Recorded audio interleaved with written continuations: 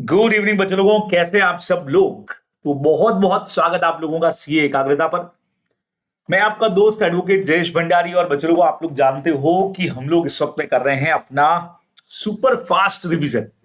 और ये जो सुपर फास्ट रिवीजन है, इसमें हम लोग अब तक सेक्शन नंबर 1 से लगा करके सेक्शन नंबर 42 तक का जो रिवीजन है वो दो पार्ट में लगा चुके हैं। पहला 1 से 22 और दूसरा 23 से लगा करके दिन हमारा आया सेक्शन नंबर 42 तक। नाउ अगला पार्ट हमारा जो है वो है बच्चों शेयर कैपिटल एंड डिबेंचर्स के ऊपर हम लोग बात करने वाले हैं। बराबर सेक्शन नंबर 43 से इसको स्टार्ट करेंगे और ट्राई करेंगे कि इसमें डिबेंचर्स को भी इंक्लूड कर ले अपन। अदरवाइज तो ठीक है, 70 तक अपन कर सकते हैं शेयर कैपिटल पूरा, लेकिन कोशिश करेंगे कि इसमें डिबेंचर्स को भी इंक्लूड कर दिया जाए। नहीं तो फिर डिबेंचर के लिए अपन अलग से एक सेशन ले लेंगे। ठीक है, चलिए जी। तो सुपर फास्ट रिवीजन को स्टार्ट करते हैं बच्चे लोगों। अच्छा, जिन लोगों को डिटेल रिवीजन देखना है भाई, लॉजिकल रिवीजन के नाम से मैंने एक डिटेल सीरीज बना रखी ऑलरेडी, जिसमें करीब करीब 55-56 लेक्चर्स आपको यूट्यूब पे ही मिल जाएंगे, जहां मैंने पूरा डिटेल रिवीजन लॉ का पूरा कोर्स आप लोगों को करवा रखा है। ठीक है, चलिए जी। तो नाउ बच्चे लोगों, शेयर कैपिटल से स्टार्ट करते हैं भाई सुपर फास्ट रिवीजन की हमारी सीरीज को। और ये बात करता है सेक्शन नंबर, सबसे पहले तो बच्चे लोगों शेयर का डेफिनेशन से बात शुरू करता है। अब ये कहता है भाई share is a share in the share capital of the company और इसमें इंक्लूड स्टॉक भी। प्यारा पॉइंट लिखा है बच्चों। शेयर का मतलब नॉर्मली होता है हिस्सा, है ना, अंश कहते हैं जिसको हिंदी में। तो शेयर कैपिटल में शेयर एक तरह का एक पार्ट हो गया, उसका एक हिस्सा हो गया, जिसको हम लोग शेयर के नाम से जानते हैं। स्टॉक भी इसमें शामिल है, आप लोग जानते ही हो। स्टॉक मार्केट अपन इसलिए बोलते हैं ना कि आप शेयर को स्टॉक में कन्वर्ट भी कर सकते हो। Now what about types of share, section 43 पे बात करते हैं। तो आप लोग सब जानते हो यार, इक्विटी शेयर हो गए हमारे पास में, विद वोटिंग राइट भी हो सकता है, डिफरेंशियल वोटिंग राइट भी हो सकता है, प्रेफरेंस शेयर्स हमारे पास में है। This section shall not apply to private companies. बराबर, प्राइवेट कंपनी अपने हिसाब से अपने रूल्स बना सकती है, जो मैं आपको पढ़ाने वाला हूं। लेकिन उन्होंने फाइनेंशियल स्टेटमेंट और एनुअल रिटर्न फाइल करने में कोई डिफॉल्ट नहीं किया होना चाहिए। बराबर। और अगर उनका मेमोरेंडम और आर्टिकल कुछ अलग प्रोविजन बनाता है, मतलब खास करके उनके आर्टिकल्स अगर कुछ प्रोविजन बनाए अलग से, तो प्राइवेट कंपनी अपने अलग प्रोविजन बना सकती है। Otherwise equity share, preference share के जो प्रोविजन अपन नॉर्मली पढ़ते हैं वो सब इन पे भी फॉलो होंगे बच्चों, अपने को ध्यान में रखना है। ठीक है, अब इसी में जो हमारा सबसे मेन कंसेप्ट आता है वो बच्चों है डीवीआर का, यानी डिफरेंशियल वोटिंग राइट। जिसका कंसेप्ट क्या है, नॉर्मली कंपनी को अगर मनी की जरूरत है, लेकिन कंपनी अपना वोटिंग राइट डाइल्यूट नहीं करना चाह रही है, तो कई बार कंपनी ने जैसे शेयर इश्यू कर दिए 1:2। इसका मतलब नॉर्मली बच्चों क्या होता है, 1:1 होता है। अगर आपके पास में एक शेयर है तो इज इक्वल टू 1 वोट मिलेगा। 1:2 का मतलब हो गया कि 2 शेयर पे हम आपको 1 वोट देंगे। इसका फर्क क्या पड़ेगा बच्चे लोगों, अगर मेरे पास में नॉर्मल 1 लाख शेयर है तो मेरा वोटिंग राइट भी 1 लाख होगा। अगर किसी और को 1 लाख के डीवीआर हमने दे रखे हैं तो उसके पास वोटिंग राइट सिर्फ 50,000 के होंगे। तो शेयर भले ही मेरे बराबर है, लेकिन वोटिंग राइट मेरे पास ज्यादा नहीं है। तो ये तरीके को जनरली हम डीवीआर के नाम से जानते भी है, डिफरेंशियल वोटिंग राइट। कंपनी का पर्पस क्या होता है बच्चे लोगों, कि भाई पैसा भी आ जाए और वोटिंग राइट हमारे डाइल्यूट ना हो, ये इसके पीछे पर्पस होता है। ठीक है, now what about general conditions. तो अब इसको इश्यू करने की कंडीशन है, मेरे साथ में समझिएगा। सबसे पहले कंपनी आर्टिकल से ऑथोराइज होनी चाहिए और कंपनी को इसके लिए पास करना पड़ेगा ऑर्डिनरी रिजोल्यूशन।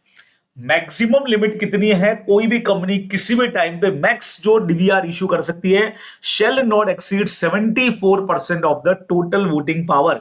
जितना टोटल वोटिंग पावर है उसका 74% इज मैक्सिमम लिमिट, उससे ज्यादा अलाउड ही नहीं है भाई।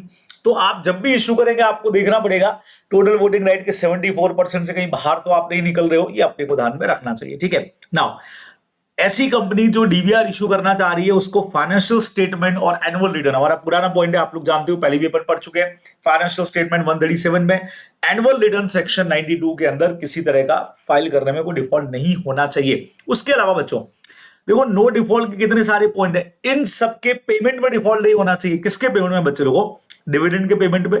ठीक है, मैच्योर डिपॉजिट के रीपेमेंट में, redemption of preference share, redemption of debenture, interest on deposit and debenture में। अगर ये एक्चुअली क्या हो गया कि ये सब चीजें मान लो ड्यू हो चुकी है ना। बढ़िया चीज क्या है बच्चे लोगों, इनका मतलब ये है कि भाई ये ड्यू हो गया है बट कंपनी ने अभी तक पे नहीं किया, ड्यू बट नॉट पेड। तो ऐसे में हम आपको परमिशन नहीं देंगे कि आप डीवीआर इशू करो, गलती ठीक करो, रिडेम्पशन कर लो, भाई मना नहीं है ना। नेक्स्ट पॉइंट कहता है no default in payment of, इनके पेमेंट में भी डिफॉल्ट नहीं होना चाहिए। सपोज करो किसी कंपनी ने कोई पब्लिक फाइनेंस इंस्टीट्यूशन या स्टेट लेवल के इंस्टीट्यूशन या बैंक से कोई लोन ले रखा है या उस पर इंटरेस्ट का पेमेंट नहीं किया है। ठीक है, ये स्टैट्यूटरी पेमेंट है आपके एम्प्लॉइज के, लाइक पीएफ का पेमेंट हो गया बच्चे लोगों को, ग्रेजुइटी का पेमेंट हो गया, ठीक है, ये सब नहीं कर रहे हो, या आईपीएफ में आपने वही प्रोविडेंट फंड में अमाउंट क्रेडिट नहीं किया है, ऐसा अगर कुछ भी कंपनी ने कर रखा है, ऐसी गलती कर रखी है, ऐसे डिफॉल्ट कर रखी है, तो आपको डीवीआर इशू करने का परमिशन लॉ नहीं देगा, तो भाई नहीं ही देगा, नहीं मिलने वाला है। हाँ, एक काम हो सकता है, DVR can issued expiry of 5 years from the end of the financial year in which such default was made good। अब अगर आपको इश्यू करना है, इस फिफ्थ पॉइंट के साथ ही कनेक्टेड है, ऊपर वाले में तो गलती सुधारो, डीवीआर इश्यू कर दो, लेकिन इनमें से अगर कोई गलती की है बच्चे लोगों फिफ्थ पॉइंट में से, तो जिस फाइनेंशियल ईयर में गलती सुधारोगे उसके 5 साल तक आप नहीं इश्यू कर पाओगे डीवीआर। मतलब क्या हुआ बच्चे लोगों, फॉर एग्जाम्पल हमने ऐसा ले लिया कि यार कंपनी जो है वो 11 अगस्त को कंपनी ने सोचा कि यार अपने को डीवीआर जो है वो इशू करना चाहिए, और इनको पता लगा यार हमारा तो डिफॉल्ट चल रहा है, तो इन्होंने क्या किया, सपोज करो बच्चों 1 सितंबर 25 में इन्होंने डिफॉल्ट को रेक्टिफाई किया, मतलब इस दिन पेमेंट कर दिया।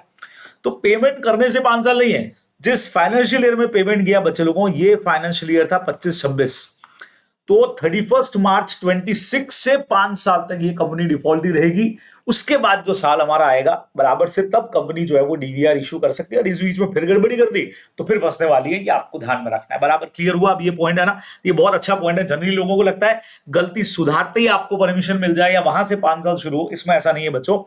जिस फाइनेंशियल ईयर में आपने मिस्टेक रेक्टिफाई किया, उस फाइनेंशियल ईयर के एंड से 5 साल अपने को लेना है। मेजर पॉइंट है बच्चों, बहुत इंपॉर्टेंट पॉइंट है जो आप लोग ध्यान रखोगे। नेक्स्ट नंबर आया, no offence in last 3 year in the following act.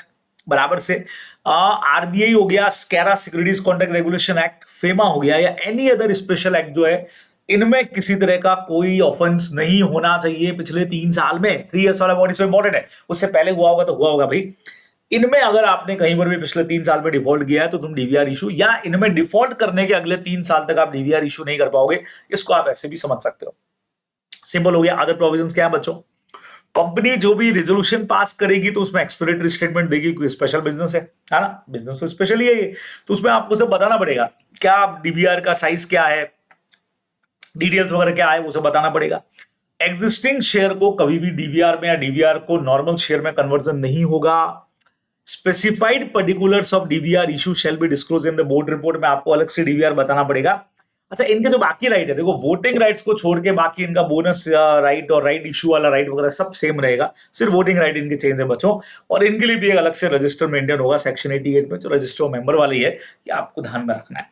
तो this is super fast revision भाई, फटाफट रिवीजन हम लगा रहे हैं। मैं ये मान के चल रहा हूं कि भाई अब एग्जाम के अंदर बहुत कम दिन बचे हुए हैं, तो आप लोगों में से जो भी ये लेक्चर देख रहा होगा उसने सब कुछ पहले से पढ़ा हुआ है, इसीलिए हम एकदम सुपर फास्ट तरीके से इसको रिवाइज कर रहे हैं, ताकि सब चीजें आप लोगों को फटाफट से रिकॉल हो जाए बच्चे लोगों कि अपने को ध्यान में रखना है। चलिए जी, नेक्स्ट पॉइंट पे आते हैं, प्रेफरेंस शेयर्स। भाई प्रेफरेंस शेयर क्या होते हैं, कैरीज द प्रेफरेंशियल राइट्स, अपने को पता है। इनको जब भी कंपनी डिविडेंड का पेमेंट करेगी, इनको लाइफ टाइम में प्रायोरिटी मिलेगी पेमेंट के अंदर, और वाइंडिंग अप के टाइम पे भी इनको पहले प्रायोरिटी से पेमेंट होगा इन कंपैरिजन। इक्विटी शेयर्स बात कर रहा हूं बच्चों, इक्विटी शेयर के कंपैरिजन में इनको पहले पैसा मिलेगा भाई, सिंपल सा पॉइंट है जो आपको ध्यान में रखना है। ठीक है, बराबर है सर। 44 45 एप्लीकेबल वैसे तो स्टडी गाइड में आपको दिखेंगे नहीं, छोटा सा पार्ट है, बता देता हूं। वैसे तो ये हर कोई शेयर सर्टिफिकेट अगर फिजिकल फॉर्म में है तो उस पर एक नंबरिंग होगी भाई, 1 2 3 4 ऐसा नंबरिंग होगी, ठीक है। लेकिन अगर आपके पास में डीमेट में शेयर्स हैं तो उन पे वो नंबरिंग की जरूरत नहीं होती, क्योंकि वो ऑनलाइन होते हैं। बस ये इसमें आपको थोड़ा सा ध्यान में रखना है। चलिए जी, अब फिजिकली अगर बात करें तो शेयर सर्टिफिकेट पे आपको लेके चलता हूं, जो नॉर्मली आजकल सिर्फ काम आते हैं प्राइवेट कंपनीज के लिए, क्योंकि आप जानते हो कंपनी चाहे लिस्टेड हो या अनलिस्टेड हो, सबको नाउ टाइम डीमेट में आना पड़ेगा। बराबर, अपना फंडा एकदम क्लियर है। चलिए जी, तो क्या लिखा है, ये लिख रहे हैं भाई, certificate issued to members by the company. Share certificate क्या होता है बच्चों, कंपनी को एक सर्टिफिकेट इश्यू होगा by the members of the company under the common seal of the company, बकायदा कंपनी का कॉमन सील लगेगा उसके ऊपर, ठीक है। अदरवाइज 2 डायरेक्टर के साइन चलेंगे, या 1 डायरेक्टर 1 सीएस के साइन भी चलेंगे, जो अपना पुराना पॉइंट है बच्चों, आप लोग जानते हो। इसके लिए कंपनी को बोर्ड रेजोल्यूशन पास करना पड़ेगा, उस बंदे का नेम लिखना पड़ेगा जिसके फेवर में आप ये सर्टिफिकेट इश्यू कर रहे हो, ठीक है। शेयर सर्टिफिकेट का सारा डिटेल जो है वो रजिस्टर मेंबर में आ जाएगा।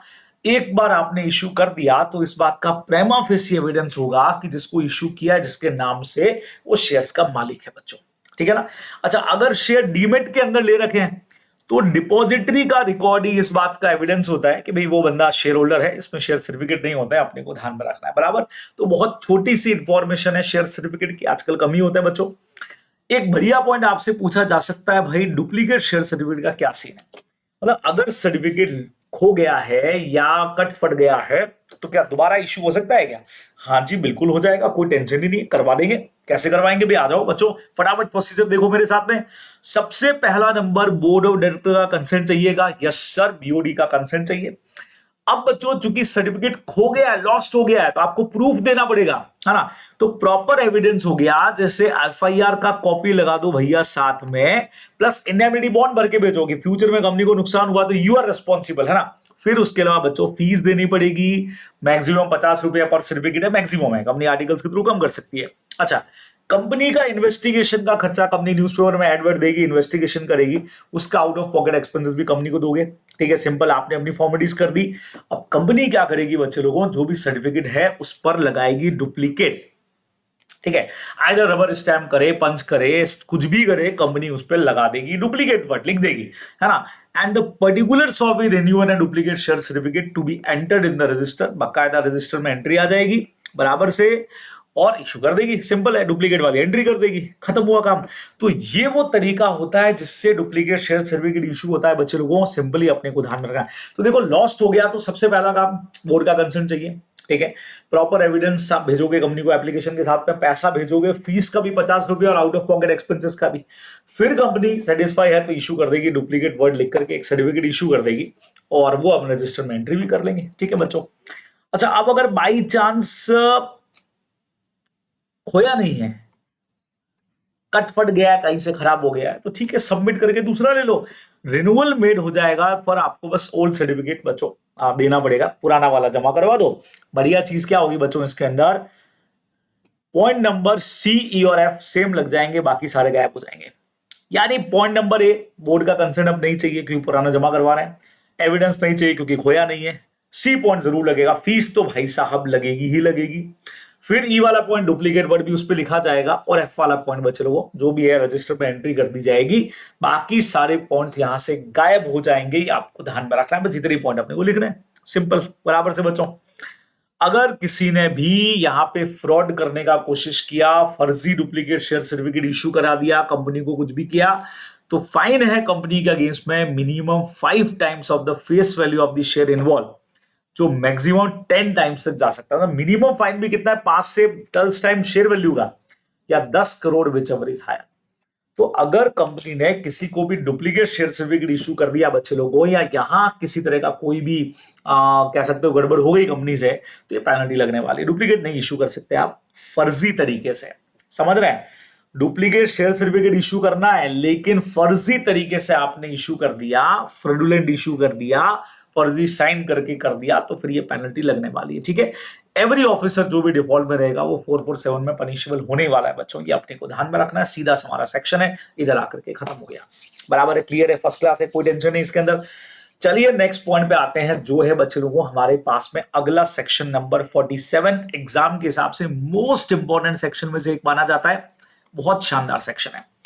अब इस पे अपन लोगों ने जब आपको मैंने मॉडल टेस्ट पेपर वगैरह कराया ना, तो इस पे बकायदा क्वेश्चन था, जो आप पीवाईक्यूज कराए थे उसपे इस पे क्वेश्चन था बकायदा, बहुत सीधा सा है। अगर आप कोई भी शेयर होल्डर के राइट्स में, पहले तो वोटिंग राइट है बच्चों, अच्छा सॉरी वो इंपॉर्टेंट वाला तो ये पार्ट, ये भी अच्छा है, but this is more important, variation in right of voting rights. भाई 47 तो खाली वोटिंग राइट का है, ये है वो सुपर पॉइंट अपना, जिसमें आप उनके राइट्स को वेरिएशन में डाल देते हो, आप राइट्स को चेंज करना चाह रहे हो भाई, तो क्या प्रोविजन लगेगा बच्चों को, अपन यहां से पढ़ने वाले हैं। तो आओ देखो क्या हुआ। पहले इक्विटी शेयर होल्डर्स बच्चों, इक्विटी शेयर होल्डर के राइट्स तो आपको पता ही है, हर रिजोल्यूशन पे वो वोट कर सकते हैं, और वो वोट करेंगे, अगर वोटिंग राइट की बात कर रहे हैं, पोलिंग से हो रही है तो शेयर या कैपिटल के हिसाब से मिलेंगे, शो ऑफ हैंड से हो रहा है तो 1% 1 वोट, सबको पता है। प्रेफरेंस शेयर होल्डर्स को बच्चों जनरली वोटिंग के राइट्स नहीं मिलते हैं, आप लोगों को पता है ना, लेकिन कोई ऐसा मैटर है which is related with the interest of the preference shareholder. For example company का वाउंड अप चालू हो रहा है तो they have right to vote, उस केस में उनको भी वोट करने का राइट है, ठीक है।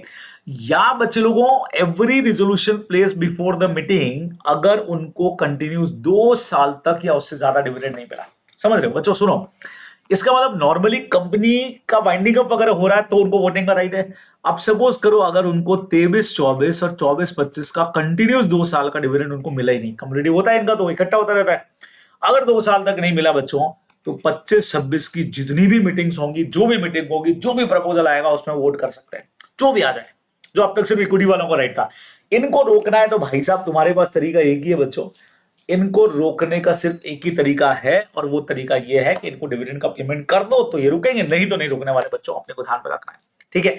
अच्छा, सेम वोटिंग राइट्स के लिए प्राइवेट कंपनी को एक एग्जम्पशन, प्राइवेट कंपनी को एक बढ़िया एग्जम्पशन दे दिया, they have made their own right. अगर प्राइवेट कंपनी ने अपने एनुअल रिटर्न और फाइनेंशियल स्टेटमेंट फिल में कोई डिफॉल्ट नहीं किया है तो प्राइवेट कंपनी अपने हिसाब से अपने रूल्स बना सकती है, बच्चे लोगों अपने हिसाब से फ्रेम कर सकती है। ये सिंपली आपको यहाँ पे ध्यान में रखना चाहिए। बराबर है, क्लियर है, फर्स्ट क्लास है, कोई टेंशन नहीं, बढ़िया काम हो गया। चलिए 47 के बाद बच्चों 48 वाले सेक्शन पे आएंगे, शानदार हमारा पॉइंट है, आइए समझिएगा।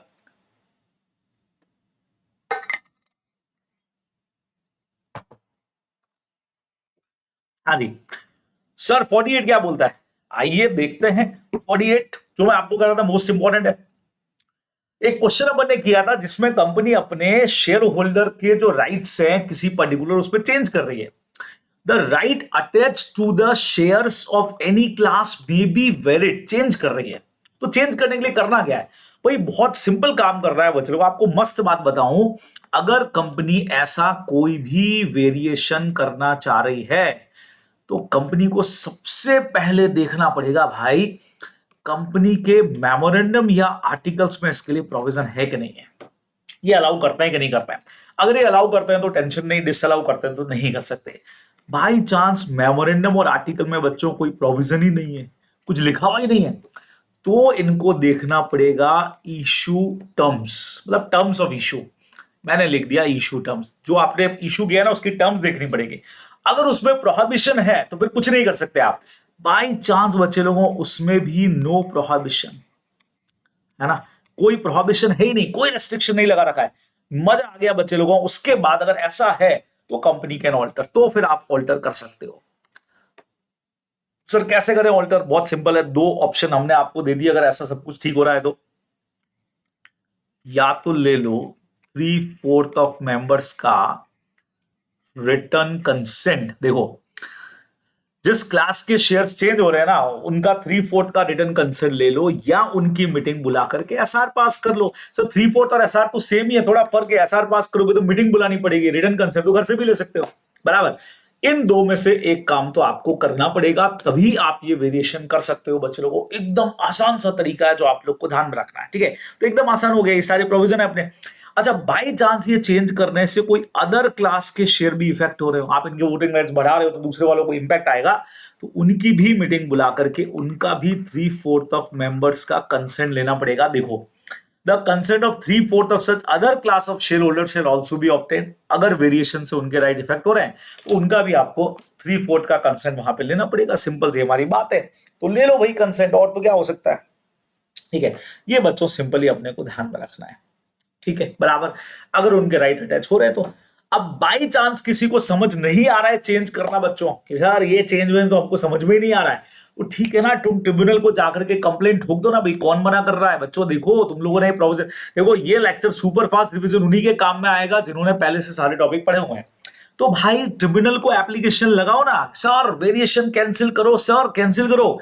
लेकिन भाई साहब ऐसा एप्लीकेशन लगाने के लिए तुम्हारे पास में कम से कम 10% ऑफ इशूड शेयर होने चाहिए। बच्चों सुनो, holder of not less than 10% of the issue shares, है ना, समझ रहे हो। यानी अगर कंपनी, जैसा मैंने वो जो क्वेश्चन किया था ना उसमें था 50,000 कंपनी के शेयर हैं तो भाई 10%, 5,000 वाले अप्लाई करेंगे तो होगा, लेकिन 4,500 वालों ने अप्लाई किया जो परमिसिबल नहीं है। ऐसा कोई हर कोई नहीं जाएगा तो नहीं चलेगा। 10% अगर आपके पास में है तो बिल्कुल आप जाओ अप्लाई करो, बिल्कुल तगड़े तरीके से अप्लाई करो, ये अपने को ध्यान में रखना है, बराबर से। और फिर क्या होगा बच्चे लोगों, ये एप्लीकेशन कब देनी है तुमको, जैसे ही कंपनी ने ये जो 3/4 का रिटर्न कंसेंट या एसआर पास किया उसके 21 डेज के अंदर अंदर आप चले जाओ ट्रिब्यूनल को जाके एप्लीकेशन दे दो। अगर आपके पास में 10% ऑफ शेयर्स है तो सर हमको नहीं जम रहा ये, ठीक है। फिर क्या होगा बच्चे लोगों, भाई एप्लीकेशन कोई एक या सबके बिहाफ पे कोई एक दे तो चलेगा, वेरिएशन तब तक फिर इफेक्टिव नहीं होगा जब तक उसको ट्रिब्यूनल कंफर्म नहीं करे, मतलब ट्रिब्यूनल मैटर्स को देखेगा सुनेगा, और जब तक ट्रिब्यूनल का परमिशन नहीं है तब तक वो इफेक्टिव भी नहीं होगा। अगर ट्रिब्यूनल चला है तो ओके, कैंसिल करके तो ओके, सिंपल है। Decision of tribunal shall be binding on the share, सबको मानना पड़ेगा फिर जो भी आएगा बच्चे लोगों को, ये अपने को ध्यान में रखना है। और जैसे ही ऑर्डर आ गया ट्रिब्यूनल के ऑर्डर का कॉपी 30 दिन में अपन आरओसी को भेज देंगे, सर पकड़ो ये आरओसी का ऑर्डर का कॉपी है और ये हमने राइट्स में वेरिएशन कर दिया है बच्चों, ये 48 पे अपने को सिंपली ध्यान में रखना है मस्त वाला पॉइंट है बच्चों, एकदम सिंपल सिंपल सिंपल सिंपल। बोलो क्या कहते हो, एकदम आसान आसान पॉइंट है, बढ़िया तरीके से। तो ये सीरीज है भाई सुपर फास्ट रिवीजन की। तो फिर से बोल रहा हूं, एक बार अगर कोर्स कर रखा है तुम लोगों ने तो ये सीरीज देख लेना, एकदम फटाफट धड़ाधड़ खटाखट से रिवीजन हो जाएगा, बराबर से। चलिए जी, तो सेक्शन नंबर आ रहा है 49, कॉल्स का सेक्शन है बच्चे लोगों, बढ़िया सेक्शन है और एकदम आसान सा सेक्शन है। एक क्वेश्चन मैंने आपको करवा रखा है मेरे क्वेश्चन बैंक में, जिसमें तीनों का मिक्स क्वेश्चन आया था, 49, 50 and 51। A call is demanded by the company on its shareholder to pay the whole or part of the balance remaining unpaid on such shares। Sir क्या मतलब हुआ? Call is a demand by a company, जो company अपने share holder से मंगवा सकती है, ठीक है। अच्छा, जब भी कंपनी शेयर पे मंगवाएगी बच्चों, ये पॉइंट बहुत अच्छा है, यूनिफॉर्म बेसिस पे मंगवाएगी। तो वो जो क्वेश्चन मैंने आपको कराया था उसमें ये था बच्चों की, कंपनी के पास 10,000 शेयर हैं, ठीक है, मान लो इशूड 10,000 है, एट द रेट ऑफ 10 है, और कंपनी ने अभी तक सबसे 5 रुपया मंगवा रखा है बच्चों, पेड अप है। अब कंपनी क्या चाह रही है कि भाई 2 रुपए मंगवाए, 2 रुपीज कंपनी जो है वो कॉल कर रही है, ठीक है। अब एक शेयर होल्डर है जिसने पैसा दिया नहीं 2 रुपए कॉल का, तो कंपनी को गुस्सा आ गया, कंपनी उसको कह रही है अब तुम पूरा 5 रुपया एक साथ कॉल का पे करोगे। भाई परमिसिबल ही नहीं है, जब भी कॉल बाकी सबसे दो, किसी एक से 5, अच्छा ये एडवांस की तरह नहीं ले रहे हैं अपन, एज ए पेनल्टी ले रहे हैं। लॉ कहता है कॉल जब भी मंगवाओगे, आपने अकाउंट्स में जितने क्वेश्चन किए होंगे बच्चों, एक ही क्लास के अगर शेयर है तो उनका कॉल मनी हमेशा सेम ही होगा। ऐसे थोड़ी कि हाँ भाई इससे तो 50 रुपए मंगवाओगे, इससे तो 2 रुपए मंगवाओ, इस वाले से 3 मंगवा लो, इस वाले से एक ही मंगवा लो, ऐसा थोड़ी होगा। यूनिफॉर्म का मतलब सिमिलर होगा बच्चों, अपने को ध्यान में रखना है, ठीक है। हाँ, अगर शेयर का नॉमिनल वैल्यू अलग अलग है तो उसको अपन डिफरेंट क्लास ऑफ शेयर बांध सकते हैं। इक्विटी में भी 10 और 100 का हो सकता है, तो उसको अलग अलग बांध सकते हैं, अलग अलग कैटेगरी, अपने को ध्यान रखना है। तो 49 छोटा सा सेक्शन कॉल का है। कॉल्स इन एडवांस, अगर कंपनी के आर्टिकल परमिशन दे तो company calls in advance accept करेगी, ठीक है, उतना ही जितना कंपनी को रिक्वायर्ड है, और कंपनी बकायदा इस पर इंटरेस्ट देती है। कॉल्स इन एडवांस जिसका है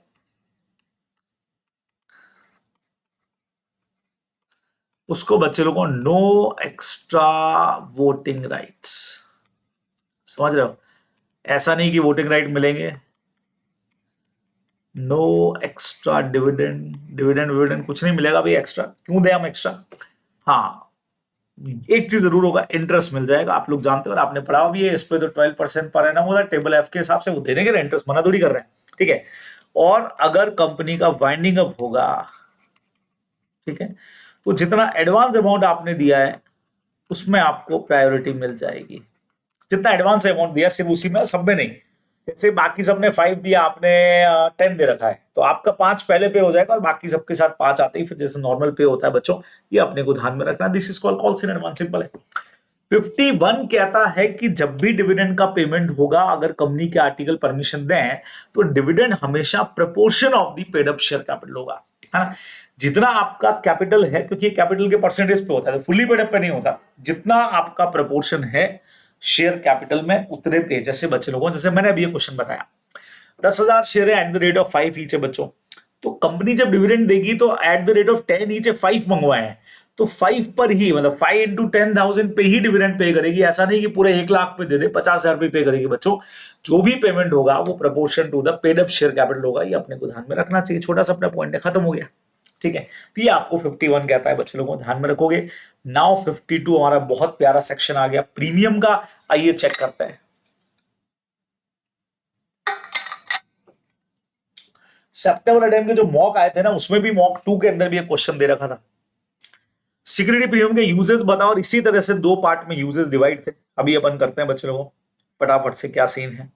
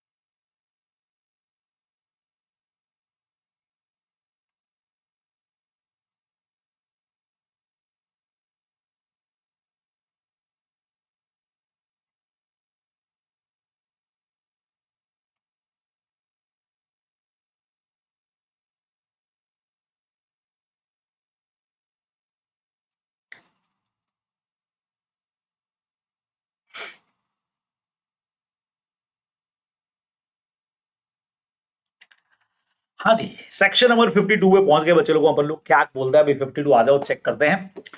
सेक्शन नंबर 52 बोलता है issue share at premium. Sir क्या सीन क्या है इसका, प्रीमियम का क्या सीन है बच्चों? बहुत सिंपल सीन है, फटाफट से देखो मेरे साथ में। ये कहता है कि भाई कंपनी जो है अगर अपनी नॉमिनल वैल्यू से ज्यादा पे शेयर बेचती है तो उसको प्रीमियम बोलते हैं। कितना होगा बोर्ड डिसाइड करेगा। कैश और काइंड। सर काइंड में कैसे होगा? बच्चे लोग एंट्री करते हो ना तुम लोग यार, काइंड में कैसे होगा? तुमको आता है एसेट अकाउंट डेबिट, तुमने कोई एसेट परचेज किया 1,20,000 का, ठीक है, बदले में कंपनी का जो शेयर कैपिटल है बच्चों वो 1 लाख का ही है, तो एक्स्ट्रा जो हो गया वो सिक्योरिटी प्रीमियम हो गया, तो हो गया ना काइंड में। कैश में कहाँ आ रहा है ना ऐसा।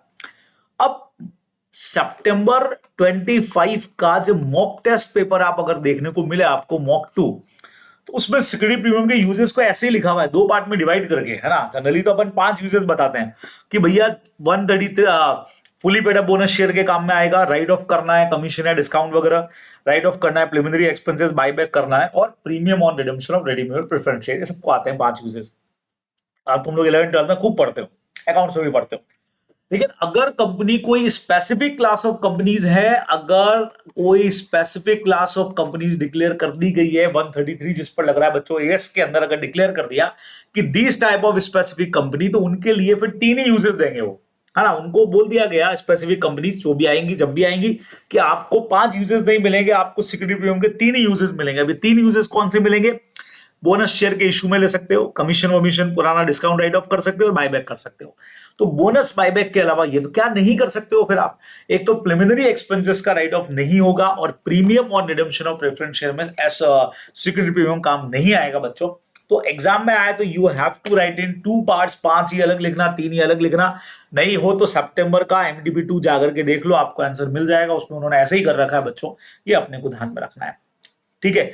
नाउ बच्चों 53 क्या बोलता है? Issue at discount. समझो, ये कह रहा है issue of share at discount is prohibited except by issue of sweat equity shares. Sir क्या हुआ इसका मतलब? सिंपल है यार, बहुत सिंपल है। नाउ टाइम कोई भी कंपनी डिस्काउंट पर शेयर इशू नहीं करेगी, आप लोग जानते हो। अगर डिस्काउंट पे शेयर इशू किया तो एब्सोल्युटली वॉइड बोले तो वॉइड हो जाएगा, ठीक है, बिल्कुल जीरो। हाँ, कंपनी स्वेट इक्विटी शेयर को डिस्काउंट पे इशू करे तो अलाउड है, अपन पहले ही पढ़ चुके हैं, अभी पढ़ने वाले हैं सेक्शन नंबर 54। उसके अलावा एक और कंडीशन है ना। कंपनी में issue share discount to its creditor when its डेब्ट is converted into share in pursuance of. अगर कोई भी कंपनी के डेप्ट को हम रीस्ट्रक्चर कर रहे हैं, है ना, या हम शेयर इशू कर रहे हैं क्रेडिटर्स को डेप्ट के अगेंस्ट में, मतलब डेप्ट को शेयर्स में कन्वर्ट कर रहे हैं बच्चों, और इसके लिए कोई गवर्नमेंट का खुद का स्टैट्यूटरी प्लान है, सरकार ने कोई स्कीम बना करके दी है। जैसे मान लो आज अनिल अंबानी वाली रिलायंस कंपनी एकदम डूब रही होती है, और सरकार को लगता है यार ये कंपनी डूबेगी तो बहुत लोगों को नुकसान होगा, पब्लिक को नुकसान होगा, तो क्यों ना कंपनी को बचाया जाए। तो उन्होंने एक रिस्ट्रक्चरिंग प्लान बना दिया कि यार एक काम करो, या तो इसको शेयर्स में कन्वर्ट करो, लोन वोन को, तुम्हारे डेप्ट को, या डेप्ट रिस्ट्रक्चरिंग स्कीम हम बदल देते हैं थोड़ा सा, कुछ नए शेयर्स इसके बदले इशू करते हैं, या और कोई भी डायरेक्शन या रेगुलेशन जो आरबीआई दे बच्चों, उसकी वजह से अगर हमने शेयर्स में कन्वर्ट किया हुआ है बराबर से, तो ऐसे कन्वर्जन को हम डिस्काउंट पे दे सकते हैं बच्चों। ये अपने को ध्यान, मतलब ऐसा कन्वर्ट करते वक्त हमने क्या किया, डिस्काउंट दे दिया, कि डिस्काउंट पे इशू कर दिया, तो बिल्कुल परमिसिबल रहेगा बच्चों, ये अपने को ध्यान में रखना है, ठीक है, बराबर है। नाउ देन उसके बाद में बच्चों हमारा अगला सेक्शन आता है, जोरदार वाला सेक्शन है स्वेट इक्विटी शेयर, यानी सेक्शन नंबर यहां पे काम करता है हमारा 54 बच्चों। 54 आ जाओ, 54 क्या बोलता है, डेफिनेशन चेक करते हैं। Sweat equity share means equity shares issued by the company to employees और डायरेक्टर। सबको पता है स्वेट इक्विटी शेयर्स क्या होते हैं, जिनको कंपनी इशू करती है अपने एम्प्लॉइज या डायरेक्टर को, ठीक है। डिस्काउंट पे कर सकती है, ऊपर अभी अपन ने पढ़ा था, कंसिडरेशन अदर देन कैश में कर सकती है। क्यों करेगी बच्चे लोगों?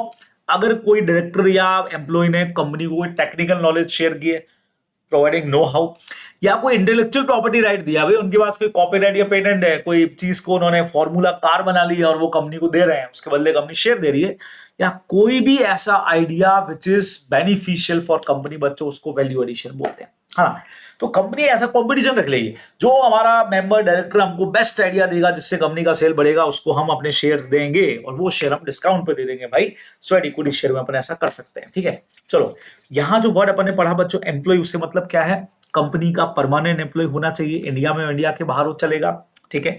डायरेक्टर चाहे होल टाइम डायरेक्टर हो या नहीं हो, डायरेक्टर होना चाहिए, ये अपने को चलेगा। और employ of director of subsidiary और होल्डिंग कंपनी भी चलेंगे। बच्चों सुनना, यानी अगर एक कंपनी ए लिमिटेड है तो अगर वो अपने होल्डिंग कंपनी के डायरेक्टर को या एम्प्लॉय को स्वेट इक्विटी अपने देना चाहे तो दे सकती है। सेम अच्छा ये तो होल्डिंग कंपनी हो गई बच्चों इसकी। अगर अपनी सब्सिडरी कंपनी के एम्प्लॉयज को डायरेक्टर को अगर अपने शेयर्स देना चाह रही है तो वो भी परमिसेबल रहेंगे भाई, वो भी आप दे सकते हो बच्चों, ये अपने को ध्यान में रखना चाहिए। ठीक है, सिंपल है नाउ। लेकिन अब स्वेट इक्विटी शेयर इशू करना है भाई तो कुछ कंडीशंस को फॉलो करना पड़ेगा बच्चों को, उसके बिना ना कर पाएंगे भाई। कंडीशंस क्या है? नंबर 1, वैसे शेयर्स ऑलरेडी इशू होने चाहिए। ठीक है, सेकंड नंबर, कंपनी को एसआर पास करना पड़ेगा हमेशा की तरह। एसआर पास करने के within 12 months company shares allot करेगी, तभी होगा। मैक्सिमम टाइम लिमिट है 12 मंथ की। जो रेजोल्यूशन पास आप करोगे उसमें आप बहुत सारी इंफॉर्मेशन शेयर होल्डर को बताओगे, नंबर ऑफ शेयर कितने हैं, उनकी करंट मार्केट प्राइस क्या है, कंसिडरेशन अगर कुछ ले रहे हो गया, ठीक है, क्लास ऑफ डायरेक्टर्स और एम्प्लॉयज कौन से, इन सब का डिटेल अपने को लेना पड़ेगा बच्चे लोगों, मतलब लिखना पड़ेगा, शेयर होल्डर को बताना पड़ेगा अपने को, ये सब चीजें जरूरी है, अपने को ध्यान में रखना है बराबर। तो ये सारी इंफॉर्मेशन हम शेयर होल्डर को बताने वाले हैं भाई। ओके हो गया। नाउ सीलिंग लिमिट कितना है सर? कोई भी कंपनी एक साल में कितने स्वेट इक्विटी शेयर इश्यू कर सकती है? तो हमने कहा 15% of the existing paid up equity share capital in a year, एक साल में बराबर।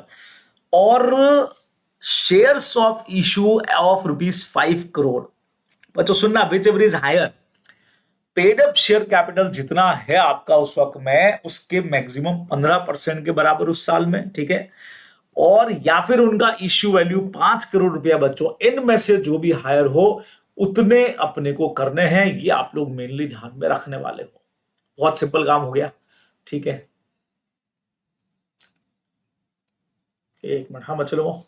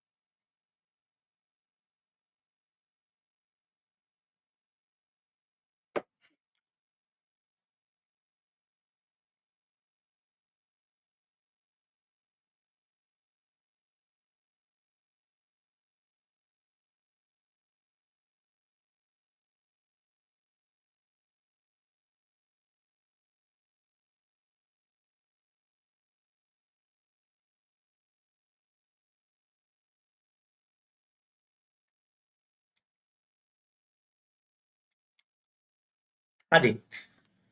तो बच्चे लोगों, एनुअल लिमिट कितना हो गया भाई? एनुअल लिमिट हो गया बच्चे लोगों हमारा 15% of the existing paid up share capital. एक साल में 15% या 5 करोड़, इनमें से कोई भी हायर हो बच्चों, उतना इश्यू कर सकते हैं। लेकिन अपने को ओवरऑल लिमिट भी देखनी होगी। ओवरऑल का मतलब कभी भी इस लिमिट से ऊपर नहीं जाना चाहिए किसी भी पॉइंट ऑफ टाइम पे, और वो है बच्चे लोगों 25% of the paid up equity share capital.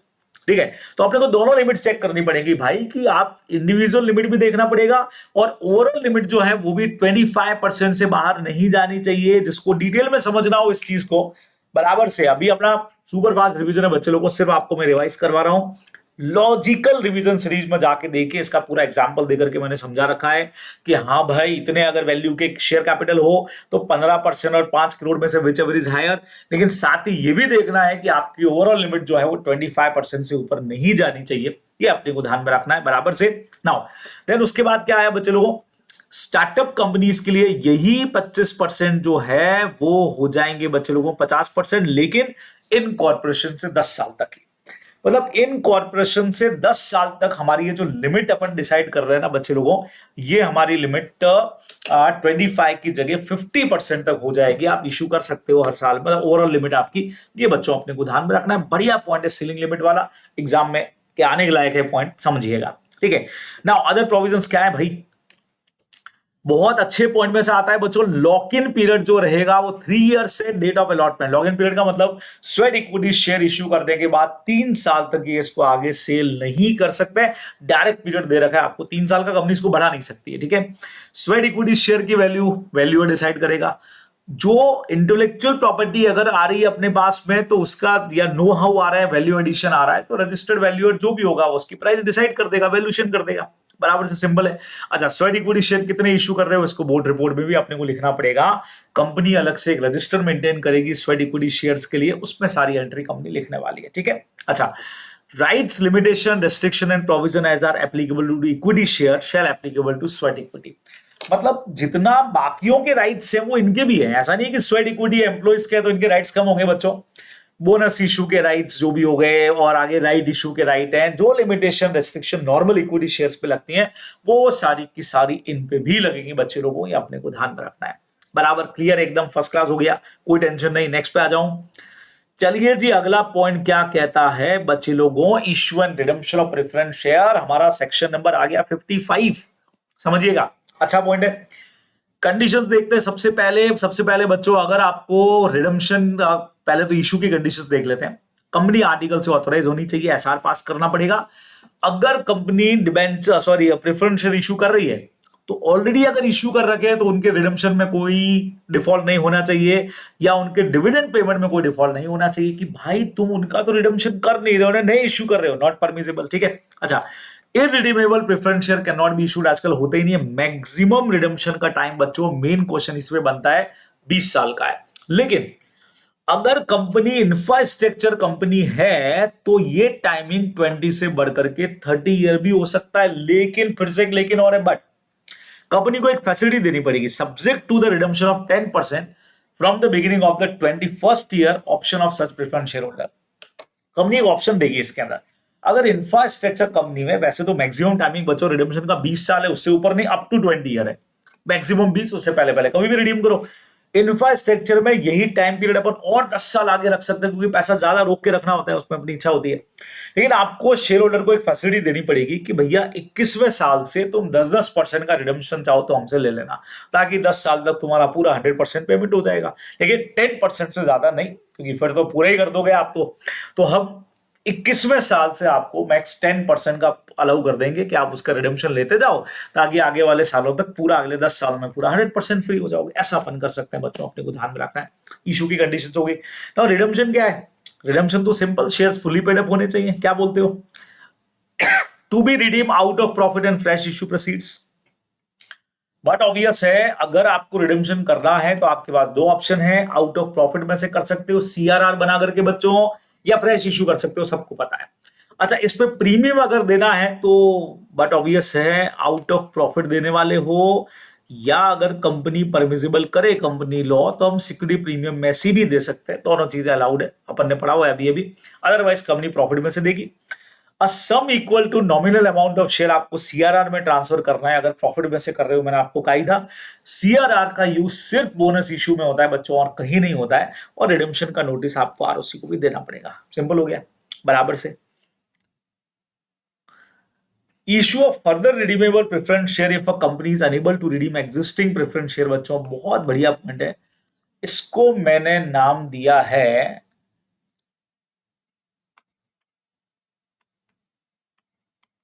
Alternate redemption method. ठीक, अल्टरनेटिव मेथड। अगर रिडम्पशन के लिए पैसा नहीं है तो आपके पास एक बहुत जबरदस्त और तरीका हमने आपको बता दिया रिडम्पशन करने का, कि एक काम करो भाई, जितने भी तुम्हारे पुराने रिडीमेबल प्रेफरेंस शेयर पड़े हैं जिनका रिडम्पशन करना हो, उसके बराबर का अमाउंट, और उसमें डिविडेंड भी इंक्लूड करके नए प्रेफरेंस शेयर इशू कर दो।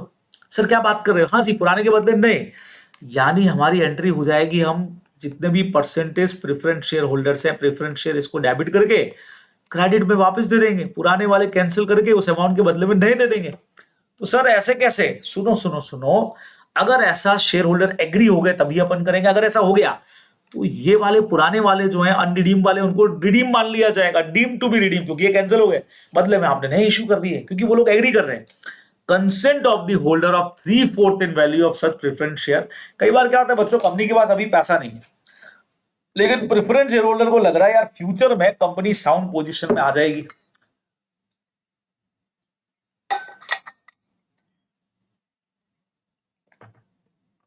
कि वो खुद ही कंपनी के प्रमोटर्स लोग ही हैं जिनके पास प्रेफरेंस शेयर है।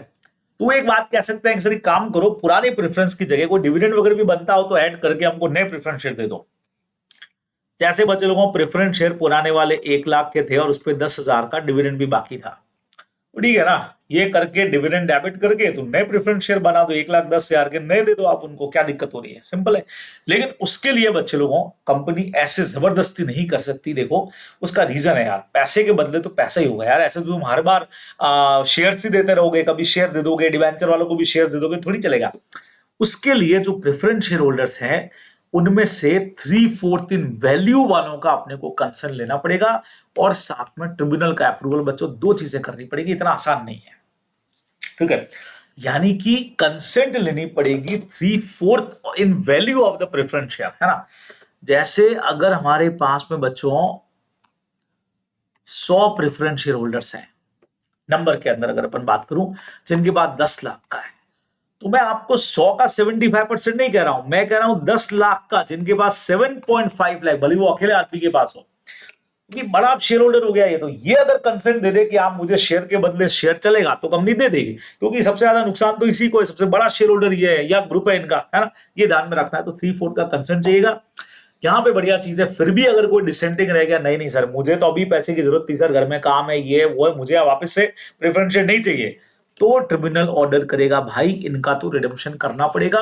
डिसेंटिंग वालों के लिए हमारे पास कोई ऑप्शन नहीं है, इनका रिडेम्पशन करो और काम खत्म करो, ये बच्चों अपने को ध्यान में रखना चाहिए। तो ये शेयर कैपिटल का हमारा एक बहुत अच्छा पार्ट है, बेस पार्ट है, जो मैंने यहाँ पे आपके लिए खत्म किया है। देन 2 पार्ट मैंने शेयर कैपिटल के ले रखे हैं, बस वो मैं फटाफट से यहां से देख रहा हूं बच्चे लोगों की क्या सीन था पूरा, एक बार चेक कर लेते हैं।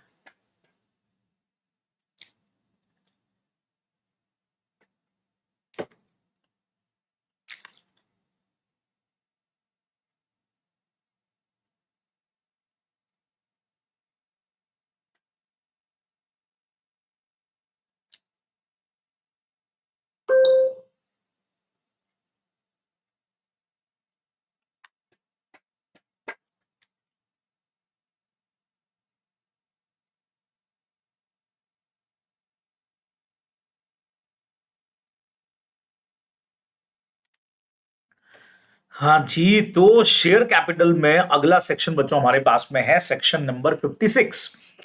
अब देखो 56 वाला जो सेक्शन है वो बात करता है शेयर के ट्रांसफर और ट्रांसमिशन की। अब प्रैक्टिकली ट्रांसफर का मतलब हो गया कि जब कोई पर्सन वॉलंटरी अपने मन से किसी को शेयर ट्रांसफर कर रहा है ना, तो नॉर्मल अपना ट्रांसफर का प्रोसेस होता है। लेकिन ट्रांसमिशन होगा अगर किसी मेंबर की डेथ हो गई है तो उसके लीगल हेयर को, इंसॉल्वेंसी है तो ऑफिशियल रिसीवर को जाएगा, यूनिसी के अंदर भी लीगल हेयर को जा सकता है, ऐसा। अच्छा, हमारे यहाँ पे जो प्रोसेस दे रखा है वो आप लोग जानते हो कंपनीज एक्ट का है, और वो तब काम आएगा जब कंपनी के पास में फिजिकल शेयर सर्टिफिकेट है और वो इशू कर रखे हैं और वो शेयर होल्डर ट्रांसफर कर रहा है, ठीक है। तो डीमेट वाला प्रोसेस नहीं है ये, तो बहुत सिंपल कंसेप्ट है बच्चों। Application for transfer of share must be made to the company, but obvious है जो भी ट्रांसफर कर रहा है वो अपना एप्लीकेशन एक लिखेगा, बनाएगा, जो कंपनी को एड्रेस करते हुए होगी, है ना। एप्लीकेशन स्टैंप पे होगी, बट ऑब्वियस है जितना अमाउंट है शेयर वैल्यू का उतना स्टैंपिंग लगेगी, डेट होगा, साइन होगा ट्रांसफरर का, एंड ट्रांसफरी का भी also specify the name, address और ऑक्यूपेशन ऑफ द ट्रांसफरी, ठीक है भाई, बढ़िया बात है। Now delivered to the company along with the share certificate within a period of 60 days, बहुत सिंपल हो गया। कंपनी को 60 डेज के अंदर अपन ये डिलीवर कर देंगे, बराबर जो भी उसके ऊपर स्टैंपिंग की डेट है। Delivered to the company along with share certificate 60 days, कहां से, डेट ऑफ स्टैंपिंग से, ठीक है। नाउ कंपनी उसको रजिस्टर करेगी और 1 मंथ में सर्टिफिकेट इशू कर देगी बच्चे लोगों। बहुत सिंपल सा अपना कंसेप्ट है, अपने को ध्यान पर रखना है। लेकिन एक खास बात है, अगर यही पार्टली पेड अप शेयर का ट्रांसफर हो रहा है तो क्या करना है। अगर पार्टली पेड अप शेयर का ट्रांसफर है और एप्लीकेशन जो है वो गई है ट्रांसफरर की तरफ से कंपनी के पास में, तो कंपनी एक बार कंफर्म करेगी कि भाई ट्रांसफरी को पता है कि नहीं पता है कि these shares are partly paid up, तो कंपनी ट्रांसफरी को एक नोटिस इशू करेगी और कंपनी चाहेगी कि उसका नो ऑब्जेक्शन, कि हाँ भी मुझे कोई ऑब्जेक्शन नहीं, आप ट्रांसफर कर दो, वो 2 वीक में कंपनी के पास में आ जाए। अगर नो ऑब्जेक्शन आएगा तभी कंपनी आगे प्रोसीड करेगी बच्चे लोगों, नहीं तो नहीं करने वाली यार, बाद में जाके कोई झंझट नहीं, है ना। कल को पार्टली पेड अप शेयर है, ट्रांसफरी को पता ही नहीं है, फिर पैसा रिसीव नहीं हो, तो कंपनी ऐसा कोई टेंशन यहां पे लेने वाली नहीं है, ठीक है। अच्छा, ये वाला पॉइंट जो हमारा है ये गवर्नमेंट कंपनीज के ऊपर अप्लाई नहीं होगा। This shall not apply to a government company for securities held by the nominees of the government की पार्टली पेड अप ट्रांसफर हो रहा है, ये इन पे नहीं लगेगा। बस गवर्नमेंट कंपनीज को भी वो रिक्वायरमेंट पूरी करनी पड़ेगी बच्चों, फाइनेंशियल स्टेटमेंट और एनुअल रिटर्न फाइल करने में कोई डिफॉल्ट नहीं होना चाहिए, ठीक है। The jurisdiction binding on the company is that of the state in which registered office of company situated. अगर शेयर ट्रांसफर से रिलेटेड कोई भी डिस्प्यूट हो गया है तो डिस्प्यूट को सॉल्व करने के लिए सूट फाइल जो होगा वो वहां होगा, उस कोर्ट में होगा, उस स्टेट की कोर्ट में होगा जहां कंपनी का रजिस्टर्ड ऑफिस सिचुएटेड है, न कि वहां पे जहां पे शेयर होल्डर रहता है। बच्चों ये अपने को सिंपली कंसेप्ट ध्यान में रखना है। बराबर से तो बहुत सिंपल हो गया, इजीली आप लोग इस पॉइंट को कर सकते हो। आई थिंक कोई टेंशन इसके अंदर है ही नहीं, बहुत आराम से हो जाएगा। चलिए नेक्स्ट पे चलते हैं। और अगला पार्ट हमारा क्या है भाई, ट्रांसफर का तरीका क्या है बच्चों? सिंपल कंसेप्ट है, notice to be given to the company by the legal heir. बराबर, अपन मेनली डेथ वाले केस में ले रहे हैं। ट्रांसमिशन रिकॉर्डेड होगा by the company on the basis of evidence. Evidence death का नहीं, वो तो चलो डेथ सर्टिफिकेट जाएगी। एंटाइटलमेंट ऑफ द ट्रांसफर भी आप ही लीगल हेयर हो तो पहले से नॉमिनी बना रखा है तो वो सर्टिफिकेट चला जाए, ठीक है ना। इसमें कोई ट्रांसफर फ्रॉम स्टैंप ड्यूटी कुछ नहीं लगेगी बच्चों ट्रांसमिशन के अंदर। और जो भी राइट ओरिजिनल शेयर होल्डर के थे वो ट्रांसफर के बाद उसके लीगल हेयर को ट्रांसफर हो जाएंगे अपने को, ड्यूरिंग भी होगा, आफ्टर भी उसको ट्रांसफर हो जाएंगे, ठीक है। वो चाहे तो उन शेयर को अपने नाम पे रजिस्टर भी करवा सकता है। मतलब ऐसे लीगल हेयर के पास दो ऑप्शन है बच्चों, या तो वो रजिस्टर हिमसेल्फ खुद को रजिस्टर करवा सकता है या डायरेक्टली किसी और को ट्रांसफर भी कर सकता है। ट्रांसफर टू अदर, दोनों ऑप्शन उसके पास में है, ठीक है। उसी वक्त में दोनों ऑप्शन उसके पास में, अपने को ध्यान में रखना है। एक 57 वाला पॉइंट आता है बच्चे लोगों को, पर्सोनेशन का। Punishment for personation, if any person deceitfully यानी धोखे से अपने आप को रिप्रेजेंट करता है, पर्सोनेट करता है एज ओनर कंपनी के कोई शेयर्स का, कोई शेयर वारंट या कूपन का, और उसके थ्रू वो ऑब्टेन करता है या करने की कोशिश करता है बच्चों को कोई भी इंटरेस्ट, मतलब अपने आप को उसने फर्जी शेयर होल्डर कंपनी का बता दिया फॉर्जरी से, और देन कंपनी से वो डिविडेंड लेने की कोशिश कर रहा है, राइट शेयर, बोनस शेयर, ऐसा कुछ भी अगर करने की कोशिश कर रहा है बच्चे लोगों तो वो पर्सोनेशन में आएगा। और ऐसे पर्सन के लिए क्या है, ये पर्सन के अगेंस्ट में पनिशेबल है वो इम्प्रिजनमेंट फॉर 1 to 3 years का, और फाइन लगेगा 1 लाख से 5 लाख रुपीस तक का। ये अपने को सिंपली इनपर्सोनेशन वाले पॉइंट में बच्चों ध्यान में रखना है, ठीक है। बराबर है, छोटा सा पॉइंट था। नाउ इस चैप्टर के सबसे बढ़िया और इंपॉर्टेंट पॉइंट में आता है कि अगर कंपनी ट्रांसफर करने से मना कर दे तो क्या करना है। तो भाई हमारे पास एक प्रोसेस है, अगर कंपनी ने ट्रांसफर ट्रांसमिशन से मना किया तो हम ट्रिब्यूनल को अप्लाई करने वाले बच्चों, और उसका पूरा एक प्रोसेस यहां पे मैंने आप लोगों ने लेकर के रखा है। चलिए फटाफट से डिस्कस करेंगे because this is super fast revision. तो पहला पॉइंट आया एप्लीकेशन फॉर ट्रांसफर और transmission to the company. But obvious है, कंपनी को आप एप्लीकेशन लगाओगे, अब 30 डेज में बच्चे लोगों कंपनी अगर अप्रूव कर देती है तब तो प्रोसेस आगे बढ़ाना ही नहीं है, टेंशन ही नहीं है। उसके अलावा दो चीजें हो सकती है, 30 दिन के अंदर अंदर कंपनी ने रिजेक्शन भेज दिया या कंपनी ने 30 डेज तक बच्चों को जवाब ही नहीं दिया। अगर कंपनी ने 30 डेज में रिजेक्शन भेज दिया है, मना कर दिया, नहीं सर हम तो नहीं देंगे, ओके नो प्रॉब्लम, तो ऐसे में बच्चों अगर प्राइवेट कंपनी है तो वो 30 days from the date of receipt of refusal वो ट्रिब्यूनल को अप्लाई करने वाली है। समझ रहे आप, सीधा ट्रिब्यूनल को अपील कर दो आप। अगर कोई पब्लिक कंपनी है तो वो करेगी 60 days from the date of receipt of notice of refusal.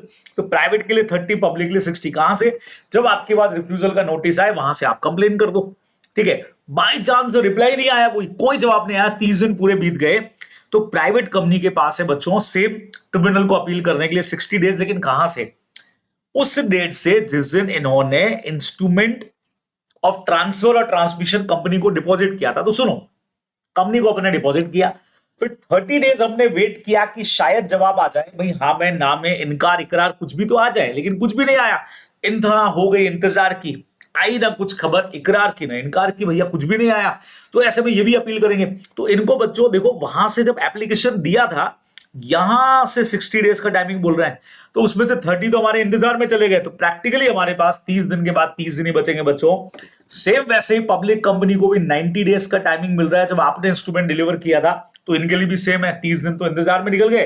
Practically इनको भी 30 के बाद 60 डेज ही मिल रहे हैं बच्चों को, इनको 30 इनको 60। यहां पे भी हमारा था 30 और 60, बस टाइमिंग अलग अलग हो जाएगा। ये लोग ट्रिब्यूनल को अपील करने वाले हैं।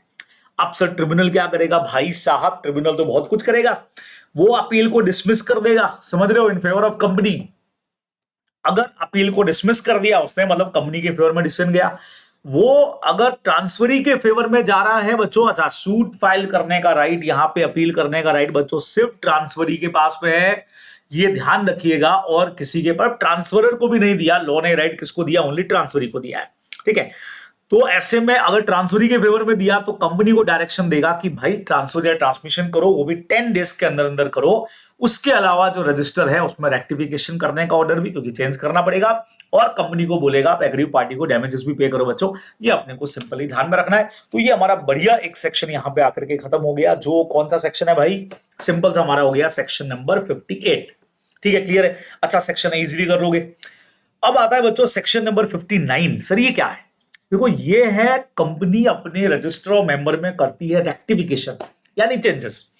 तो चेंजेस का क्या सीन है आओ देखते हैं बच्चों। सिचुएशन 1 सिचुएशन 2 दोनों आपके सामने है। आइए दोनों सिचुएशन के ऊपर हम लोग बात करने वाले हैं, बढ़िया तरीके से समझिएगा। सिचुएशन 1, अब इसमें पहला कंसेप्ट यह आया बच्चों कि हम रजिस्टर में चेंज क्यों करना चाह रहे हैं। भाई ऐसा रीजन क्या है कि हम चाह रहे हैं रजिस्टर में चेंज किया जाए? तो if the name of any person is without sufficient cause, बिना किसी कॉज के किसी शेयर होल्डर या पर्सन का नाम आपने रजिस्टर में एंटर कर दिया, कंपनी ने बच्चों एंटर कर दिया है, या हटा दिया है, ओमिट कर दिया, निकाल दिया, या लिखने या हटाने में डिफॉल्ट या अननेसेसरी डिले कर दिया बच्चों, समझ रहे हो? क्या तो अननेसेसरी किसी का नाम जो शेयर होल्डर है नहीं आपने लिख दिया, बेचारे को कॉल मनी दे भाई, वो कह रहा है मैं तो शेयर होल्डर ही नहीं हूं, ठीक है, या किसी का नाम लिखा ही नहीं जिसका लिखना चाहिए था। सपोज करो मेरे पास 10,000 शेयर है बच्चों, मैंने 5,000 ट्रांसफर किए, कंपनी ने मेरा नाम हटा करके पूरे ही उड़ा दिया, जबकि 5-5 हम दोनों के फेवर में है ना। तो ऐसा अगर कुछ हो गया, कोई एंट्री करने में हटाने में डिले किया है, तो ये रीजन है कि हम कहां जाने वाले हैं बच्चे लोगों? ट्रिब्यूनल को जाकर के अपील करेगा। जो भी एग्रीव्ड पर्सन होगा, अब वो कौन होगा? जो भी पर्सन एग्रीव है, ट्रांसफरी हो सकता है, या लीगल हेयर हो सकता है, नॉमिनी हो सकता है, कंपनी का मेंबर हो सकता है, या फिर बच्चों कंपनी खुद। सर कंपनी खुद काहे को कर रही है? कंपनी के तो हाथ में सब कुछ है बच्चों। कई बार कंपनी और शेयर होल्डर में डिस्प्यूट है, तो कंपनी चाहती है एक काम करें, क्यों ना अपन ही चले जाएं ट्रिब्यूनल के पास में, और वो जो फाइनल करेगा वो कर लेंगे यार, टेंशन ही खत्म करें अपन, है ना। तो ऐसा अपन कर सकते हैं। अच्छा अगर कोई फॉरेन शेयर होल्डर है तो उसको इंडिया में ट्रिब्यूनल के पास आने की जरूरत नहीं है। सेंट्रल गवर्नमेंट ने अगर वहां के किसी कंपिटेंट कोर्ट को ऑथोराइज किया हुआ है, जैसे विजय माल्या पे केस चल रहा है, और वहीं लंदन की एक कोर्ट को इंडियन कोर्ट ने ऑथोराइज किया हुआ है कि यार आप हमारे लॉज के हिसाब से वहां पे केस चलाओ, तो यहां पे भी अपन वहीं पर वो जा सकता है, वहीं पे अपील कर सकता है। ट्रिब्यूनल का ऑर्डर हमेशा की तरह वही होगा बच्चों, जिसने भी अपील की या तो अपील को डिसमिस करेगा, नहीं तो सीधा सीधा कंपनी को डायरेक्शन देगा कि 10 डेज के अंदर अंदर रजिस्टर को रेक्टिफाई कर दो, और जो भी एग्रीव्ड पार्टी है उसको डैमेजेस पे करो। बच्चे लोगों सिंपली अपने को ध्यान में रखना, ट्रिब्यूनल का ऑर्डर है। तो दो सिचुएशन है इसमें। तो पहला सिचुएशन में ये दिक्कत हुई है। सेकेंड सिचुएशन बच्चों ये है कि जब ट्रांसफर या ट्रांसमिशन किया गया तो इन सारे लॉस को फॉलो नहीं किया गया। जैसे मान लो स्कैरा था अपना, सिक्योरिटीज कॉन्ट्रैक्ट रेगुलेशन एक्ट हो गया, सेबी हो गया, कंपनीज एक्ट हो गया, और कोई भी एक्ट अगर टाइमिंग एप्लीकेबल हो रहा था, जैसे बैंकिंग कंपनी थी तो बैंकिंग रेगुलेशन था, तो आपने ट्रांसफर ट्रांसमिशन करते वक्त इनमें से, इन एक्ट में से कोई एक्ट जो एप्लीकेबल था उसके प्रोविजंस फॉलो ही नहीं किए भाई, तो नहीं किए तो आप करो, ट्रिब्यूनल को कंप्लेन जाएगी। इस बार कंप्लेन कौन करेगा बच्चे लोगों? डिपॉजिटरी अपना सीडीएसएल एनएसडीएल कर सकता है, कंपनी खुद कर सकती है। डिपॉजिटरी पार्टिसिपेंट जो मीडिएटर होता है, होल्डर ऑफ सिक्योरिटीज कर सकता है, या सेबी खुद कर सकती है बच्चे लोगों। ट्रिब्यूनल को अपील करेगी, और ट्रिब्यूनल के पास तो पावर आपको पता ही है, वो कहेगा रेक्टिफाई करो जो गलत किया। ट्रिब्यूनल में डायरेक्ट एनी कंपनी और डिपॉजिटरी, भाई डिटेल मेंटेन किसके पास है? आइदर कंपनी के पास में, और डीमेट है तो डिपॉजिटरी के पास में, उनको बोलेगा सेट राइट द कॉन्ट्रवेंशन, जो गलती किया आपने उसको सुधारो, और उसके हिसाब से रजिस्टर में जो भी रेक्टिफिकेशन करना वो करो भाई। ऐसा ऑर्डर बच्चों कर सकता है, कि अपने को सिंपली ध्यान में रखना है। बराबर से क्या कहते हो? मस्त पॉइंट एकदम, कोई टेंशन नहीं है ना। तो ये अपना प्रोविजन है बच्चे लोगों, सेक्शन नंबर 58-59, बहुत बढ़िया पॉइंट है जो आप लोगों को ध्यान में रखना चाहिए। अब फोर्स ट्रांसफर वाला जो अपना पॉइंट है, बहुत सिंपल है। अगर किसी पर्सन ने किसी के फर्जी साइन करके बच्चों आगे शेयर ट्रांसफर किए तो वॉइड है। Transfer deed on which signature of transfer is फर्जी force, it is absolutely void. याद करो रूबेन वर्सेस ग्रेट फिकोल, आपको कहा था मैंने, फॉर्जरी कहीं पर भी होती है तो एब्सोल्युटली वॉइड होती है हर चीज, है ना। Transferee does not become the owner of the share, transferee कभी भी शेयर्स का ओनर नहीं बनेगा। बराबर से ओरिजिनल ओनर कंटिन्यू करेगा। कंपनी बाउंड है कि वो रियल ओनर का नाम वापस से रीस्टोर करेगी बच्चे लोगों, और उसी को सारे डिविडेंड वगैरह के राइट मिलेंगे, सिंपल है। अब बाई चांस ये आगे किसी बोनाफाइड परचेजर के हाथ में चला गया तो company may be liable to damage to the purchaser of the share, और देन कंपनी उससे रिकवर कर लेगी जिसने फॉर्जरी किया होगा। बच्चों इसको ऐसे समझो, सपोज करो मेरे नाम से एक शेयर होल्डर है हूं मैं, और मेरे साइन फॉर्जरी करके ए ने अपने फेवर में ट्रांसफर कर लिया शेयर सर्टिफिकेट को, है ना, और गुड फेथ में आगे बी ने इससे परचेस कर लिया, तो ए है यहां पे गिल्टी पार्टी। तो रीस्टोर मेरा नाम तो वापस से आएगा ही बच्चों। बी चूंकि इनोसेंट पर्सन है, इसको डैमेजेस पे करेगी कंपनी, कंपनी इसको पे करेगी और कंपनी वापस गिल्टी करने वाले से रिकवर कर लेगी। अपने को सिंपली ध्यान में रखना है, लेकिन ओरिजिनल शेयर होल्डर का नाम तो आएगा ही आएगा बच्चों, ये अपने को ध्यान में रखना है। तो यहां आकर के सेक्शन नंबर 59 और ये एक क्रॉस ट्रांसफर वाला पॉइंट खत्म हो गया। 60 नॉट एप्लीकेबल मैंने इसलिए लिखा है, आई थिंक ये नहीं है, चेक कर लेता हूं मैं फिर भी एक बार। ये अपना एक एडवर्टीजमेंट वाला पॉइंट था जो शायद नहीं हो, एक बार चेक कर लेना है, करने में क्या जाता है भी, शायद छोटा मोटा दे रखा हो तो मैं आपको बता देता हूं। तो अगर 60 के बारे में कोई इन्फॉर्मेशन अपने को मिलती है तो नहीं है भाई, 61 से 70 डायरेक्ट दे रखा है बच्चे लोगों को। 60 में कुछ नहीं, कोई खास काम का सेक्शन नहीं है, वैसे भी है कंपनी अगर कोई भी एडवर्टीजमेंट देती है तो उसमें कैपिटल के बारे में डिटेल जो लिखनी होती है उसके बारे में है, तो कोई खास बात नहीं है, ठीक है। चलिए जी, तो हम लोग बढ़ते हैं भाई आगे, और आगे हमारे पास में क्या आ गया बच्चों, सेक्शन नंबर 62 से 70 पे हम लोग बात करेंगे। आपको याद हो तो मेमोरेंडम वाले चैप्टर में मैंने आपको कहा था एक और सेक्शन है 61, बहुत प्यारा अपने पास में, जो है alteration in the share capital, है ना। इसको ऑलवेज पढ़ा जाता है सेक्शन नंबर 13 के साथ में, कैपिटल क्लॉज का ऑल्टरेशन। आइए देखें क्या तरीका है बच्चों, ध्यान रखिएगा। ये जो ऑल्टरेशन इन शेयर कैपिटल है, यहां हम चेंज कर रहे हैं कंपनी की ऑथोराइज्ड शेयर कैपिटल, है ना, उसको चेंज कर रहे हैं, इसीलिए कंपनी के मेमोरेंडम में भी इससे चेंज होगा, ठीक है ना। तो कैसे कर सकते हैं बच्चों, नॉर्मली हम शेयर कैपिटल को इंक्रीज कर सकते हैं, रेजोल्यूशन पास करके एसआर पास करेंगे और हम चेंज कर देंगे। कंसोलिडेट एंड डिवाइड कर सकते हैं एग्जिस्टिंग शेयर को इन द लार्जर डिनोमिनेशन, या इसका रिवर्स सब डिवाइड कर सकते हैं शेयर को स्मॉल अमाउंट में। मतलब आप चाहें तो 1000 share at the rate of 10 हो, उसकी जगह पे आप 100 share at the rate of 100 भी कर सकते हैं, या 100 एट द रेट ऑफ 100 है उसको चेंज करके 1000 एट द रेट ऑफ 10 कर सकते हैं, कुछ भी अपन कर सकते हैं सर। लेकिन इससे कैपिटल तो सेम रहेगी बच्चों, कैपिटल सेम रहेगी, लेकिन नंबर ऑफ शेयर और वैल्यू चेंज हो गई है, इसीलिए अपने को नया मेमोरेंडम डालना पड़ेगा। इसलिए बच्चों ये ऑल्टरेशन इन शेयर कैपिटल में कवर है, ठीक है। अच्छा, अकाउंट्स में आप लोग पढ़ते हो शेयर्स को स्टॉक में, स्टॉक को शेयर्स में वापस कन्वर्ट करना, है ना, जिससे किसी भी वैल्यू में उसको आप सेल कर सको, और कई बार अनइश्यूड शेयर कैपिटल को कैंसिल करना, ठीक है। ये जो मैंने इंपॉर्टेंट क्वेश्चंस लिए थे अभी, वो सीरीज जाकर के आप लोग देखिएगा, उसमें आपको समझ आएगा। इंपॉर्टेंट क्वेश्चंस जो मैंने ले रखे हैं ऑलरेडी यूट्यूब के ऊपर है, उसमें मैंने मतलब वो भी कौन से वाले, जो सितंबर 25 बैच के लिए जो मैंने इंपॉर्टेंट क्वेश्चन की लिस्ट बनाई थी, उसमें जब आप देखेंगे तो आपको ये सेक्शन पे क्वेश्चन मिलेगा 61 पे, जो देखने में 66 की तरह लगता है, मैंने पढ़ाते वो कहा भी है कि बेटा ये अनइश्यूड शेयर कैपिटल कैंसिल हो रही है। मतलब क्या होता है, जैसे कंपनी का 10 लाख का बच्चों ऑथोराइज शेयर कैपिटल है, 8 लाख उन्होंने इशू सब्सक्राइब पेडअप कर रखा है। अब कंपनी ये जो डिफरेंस 2 लाख है, इसको तो इशू किया ही नहीं है, अनइश्यूड है, इसको कैंसिल करना चाह रही है, कोई जनरल एंट्री भी नहीं होगी, लेकिन ऑथोराइज कैपिटल आपकी 10 की जगह 8 हो जाएगी, तो परमिसिबल है यार, कोई टेंशन नहीं, आराम से आप कर सकते हो, बिंदास कर सकते हो, करो ना भाई, कौन मना कर रहा है, ये अपने को ध्यान में रखना है। ऐसा पास करके अपन कर सकते हैं, और इसीलिए हमने लिख दिया कैंसिलेशन करना रिडक्शन इन शेयर कैपिटल नहीं माना जाएगा। रिडक्शन का मतलब होता है जहां company paid up capital reduce करती है बच्चे लोगों, जो अपन आगे सेक्शन नंबर 66 के अंदर पढ़ने वाले हैं, आप लोग ध्यान रखोगे, ठीक है। बढ़िया बात हो गया। चलिए सेक्शन नंबर 62 पे आएंगे, शानदार सेक्शन है बच्चों, राइट इशू का सेक्शन है, फर्दर इशू ऑफ शेयर, फटाफट से देखिएगा। अब हम कहते हैं भैया पहले 62 होने में हमारे पास राइट इशू है, राइट इशू के बारे में अकाउंट्स वगैरह में आप बहुत सुनते हो, offer to existing equity shareholder in proportion to their paid up share capital. वही अपना, जैसे हमने रेशियो बना दिया सर 1:2 का, हर 2 पे 1 शेयर हम आपको देंगे। If you are already 20,000 share, तो आप 10,000 शेयर परचेज कर सकते हो, ठीक है। ये जो ऑफर जाएगा shall be made by a letter of offer, जिसमें हम नंबर ऑफ शेयर लिख करके भेजेंगे। टाइमिंग देंगे इनको 15 दिन का बच्चे लोगों को मिनिमम, और such lesser number of days as may be prescribe to maximum 30 days.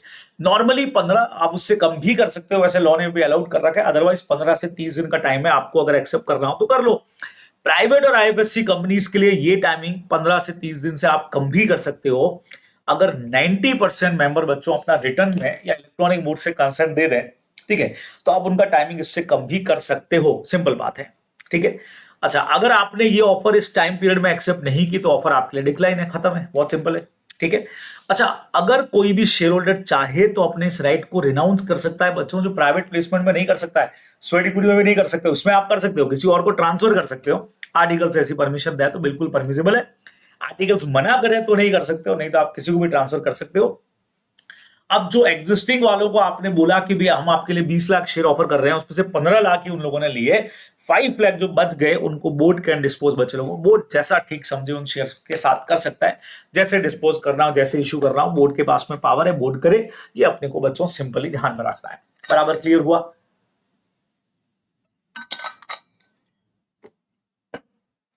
अब आया भाई 62(1)(b) क्या बोलता है? 62(1)(b) बोलता है to its employee under a scheme of employee stock option. ये शेयर, अच्छा आपको एक बढ़िया चीज बताऊं, कंपनी जब भी फर्दर इश्यू करेगी बच्चों, 62(1)(a), 1(b), 1(c) में से कोई भी एक चीज चूज कर सकती है, तीनों में से कोई भी अलाउड है। इसमें कंपनी शेयर दे रही है किसको? अपने एम्प्लॉयज के लिए एक स्कीम बना रही है, बराबर। इसके लिए कंपनी को पास करना पड़ेगा, प्राइवेट कंपनी के केस में तो ऑर्डिनरी रेजोल्यूशन, बराबर। अगर वैसे तो एसआर पास होता है, लेकिन मतलब ऐसे एसआर पास होता है, प्राइवेट कंपनी हो और फाइनेंशियल स्टेटमेंट और एनुअल रिटर्न फाइल करने में कोई डिफॉल्ट नहीं किया है आपने, तो आप ओआर से काम चला सकते हो। अदरवाइज कंपनी को इसके लिए मेंबर्स की मीटिंग बुला करके उनका कंसर्न लेना पड़ेगा बच्चे लोगों, कि अपने को यहां पे ध्यान में रखना है। ठीक है, नाउ अब इसके लिए क्या कुछ प्रोविजन बने हुए हैं बच्चे लोगों? बहुत प्यारा पॉइंट है, issue shares under issue bye unlisted company अगर कर रही है तो उसके लिए क्या रूल बने हुए हैं देखो, फटाफट से रूल देखिएगा। सबसे पहले एसआर पास करना पड़ेगा, ठीक है। एक्सप्लेनेटरी स्टेटमेंट में आपको सारा डिस्क्लोजर देना पड़ेगा, किसको दे रहे हो, क्या दे रहे हो, ठीक है। कंपनी अपने हिसाब से प्राइस डिसाइड कर सकती है, कोई टेंशन नहीं है। 1 साल का टाइमिंग आपको देना है ग्रांट और वेस्टिंग में। ग्रांट का मतलब जिस दिन आपने, बच्चों ऑप्शन का मतलब क्या होता है कि हम आपको एक शेयर अभी दे रहे हैं, ऑप्शन दे रहे हैं जिसको आप खरीदोगे साल भर बाद, मतलब अभी आज की प्राइस पे हम आपको शेयर दे देंगे, लेकिन एक्चुअल शेयर आपको साल भर बाद मिलेंगे, ताकि वो एम्प्लॉय रुका हुआ रहे हमारे पास में 1 साल तक, समझ रहे हैं? तो 1 ईयर होना चाहिए जिस दिन ऑप्शन दिया, वहां से जिस दिन एक्चुअल में आपको शेयर मिलेंगे उसके बीच में 1 साल का गैप होना चाहिए। लॉक इन पीरियड के लिए कंपनी यहाँ पे फ्री है, जैसे वहां अपन ने पढ़ा था 3 साल का होता है, किधर स्वेट इक्विटी में, यहां कंपनी अपने हिसाब से लॉक इन पीरियड, कि जब शेयर मिल जाए तो कितने टाइम तक नहीं बेचोगे आगे, ऐसा। अच्छा, जब तक आपका ऑप्शन शेयर्स में कन्वर्ट नहीं होता है तब तक उस पर वोटिंग राइट्स, डिविडेंड वगैरह नहीं मिलेंगे, अपने को पता है, आप लोग जानते हैं, उसके बाद ही मिलेंगे, ठीक है। अच्छा, ये ऑप्शंस जो मिल रहे हैं शेयर्स, ये ट्रांसफरेबल भी नहीं होंगे बच्चों। न शेयर होल्डर या एम्प्लॉय इनको प्लेज या मॉर्गेज कर सकता है जब तक शेयर में कन्वर्ट नहीं होता है। यार ऑप्शन मॉर्गेज कर दिया, कल को लोन नहीं चुका है तो जो शेयर मिलेंगे साल भर बाद वो आप ले लेना, नहीं कर सकते। हाँ, अगर किसी शेयर होल्डर का इस 1 साल के अंदर मिनिमम जो अपन ने टेन्योर रखा था डिफरेंस वाला, इसमें डेथ हो जाए, परमानेंट इनकैपेसिटी अगर हो जाए बच्चों, तो जो भी ऑप्शन ग्रांटेड थे वो उसी वक्त उसको या उसके लीगल हेयर उसी वक्त मिल जाएंगे, है ना, उसी वक्त। फिर हम 1 साल का वेट भी नहीं करेंगे, उसी वक्त मिल जाएंगे बच्चे लोगों। ये अपने को ध्यान में रखना है।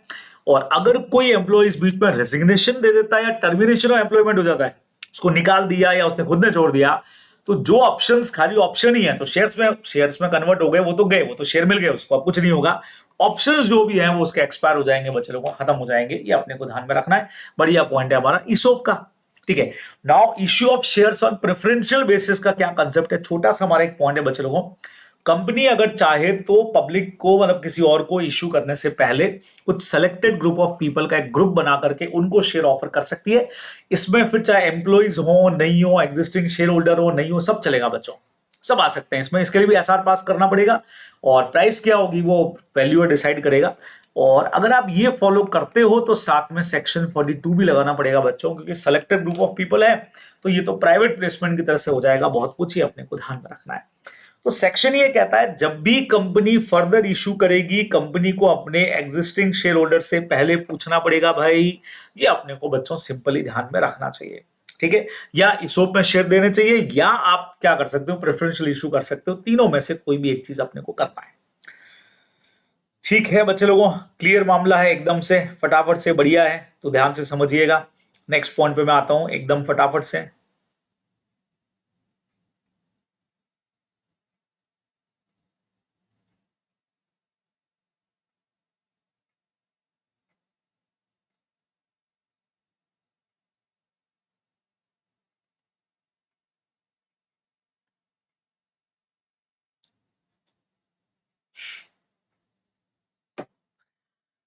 ये सेक्शन का नॉन एप्लीकेबिलिटी क्या है बच्चे लोगों, जहां नॉन एप्लीकेबिलिटी लगेगा, कहां ये सेक्शन नहीं लगेगा, वो मैं आपको बताने जा रहा हूं एकदम फटाफट से।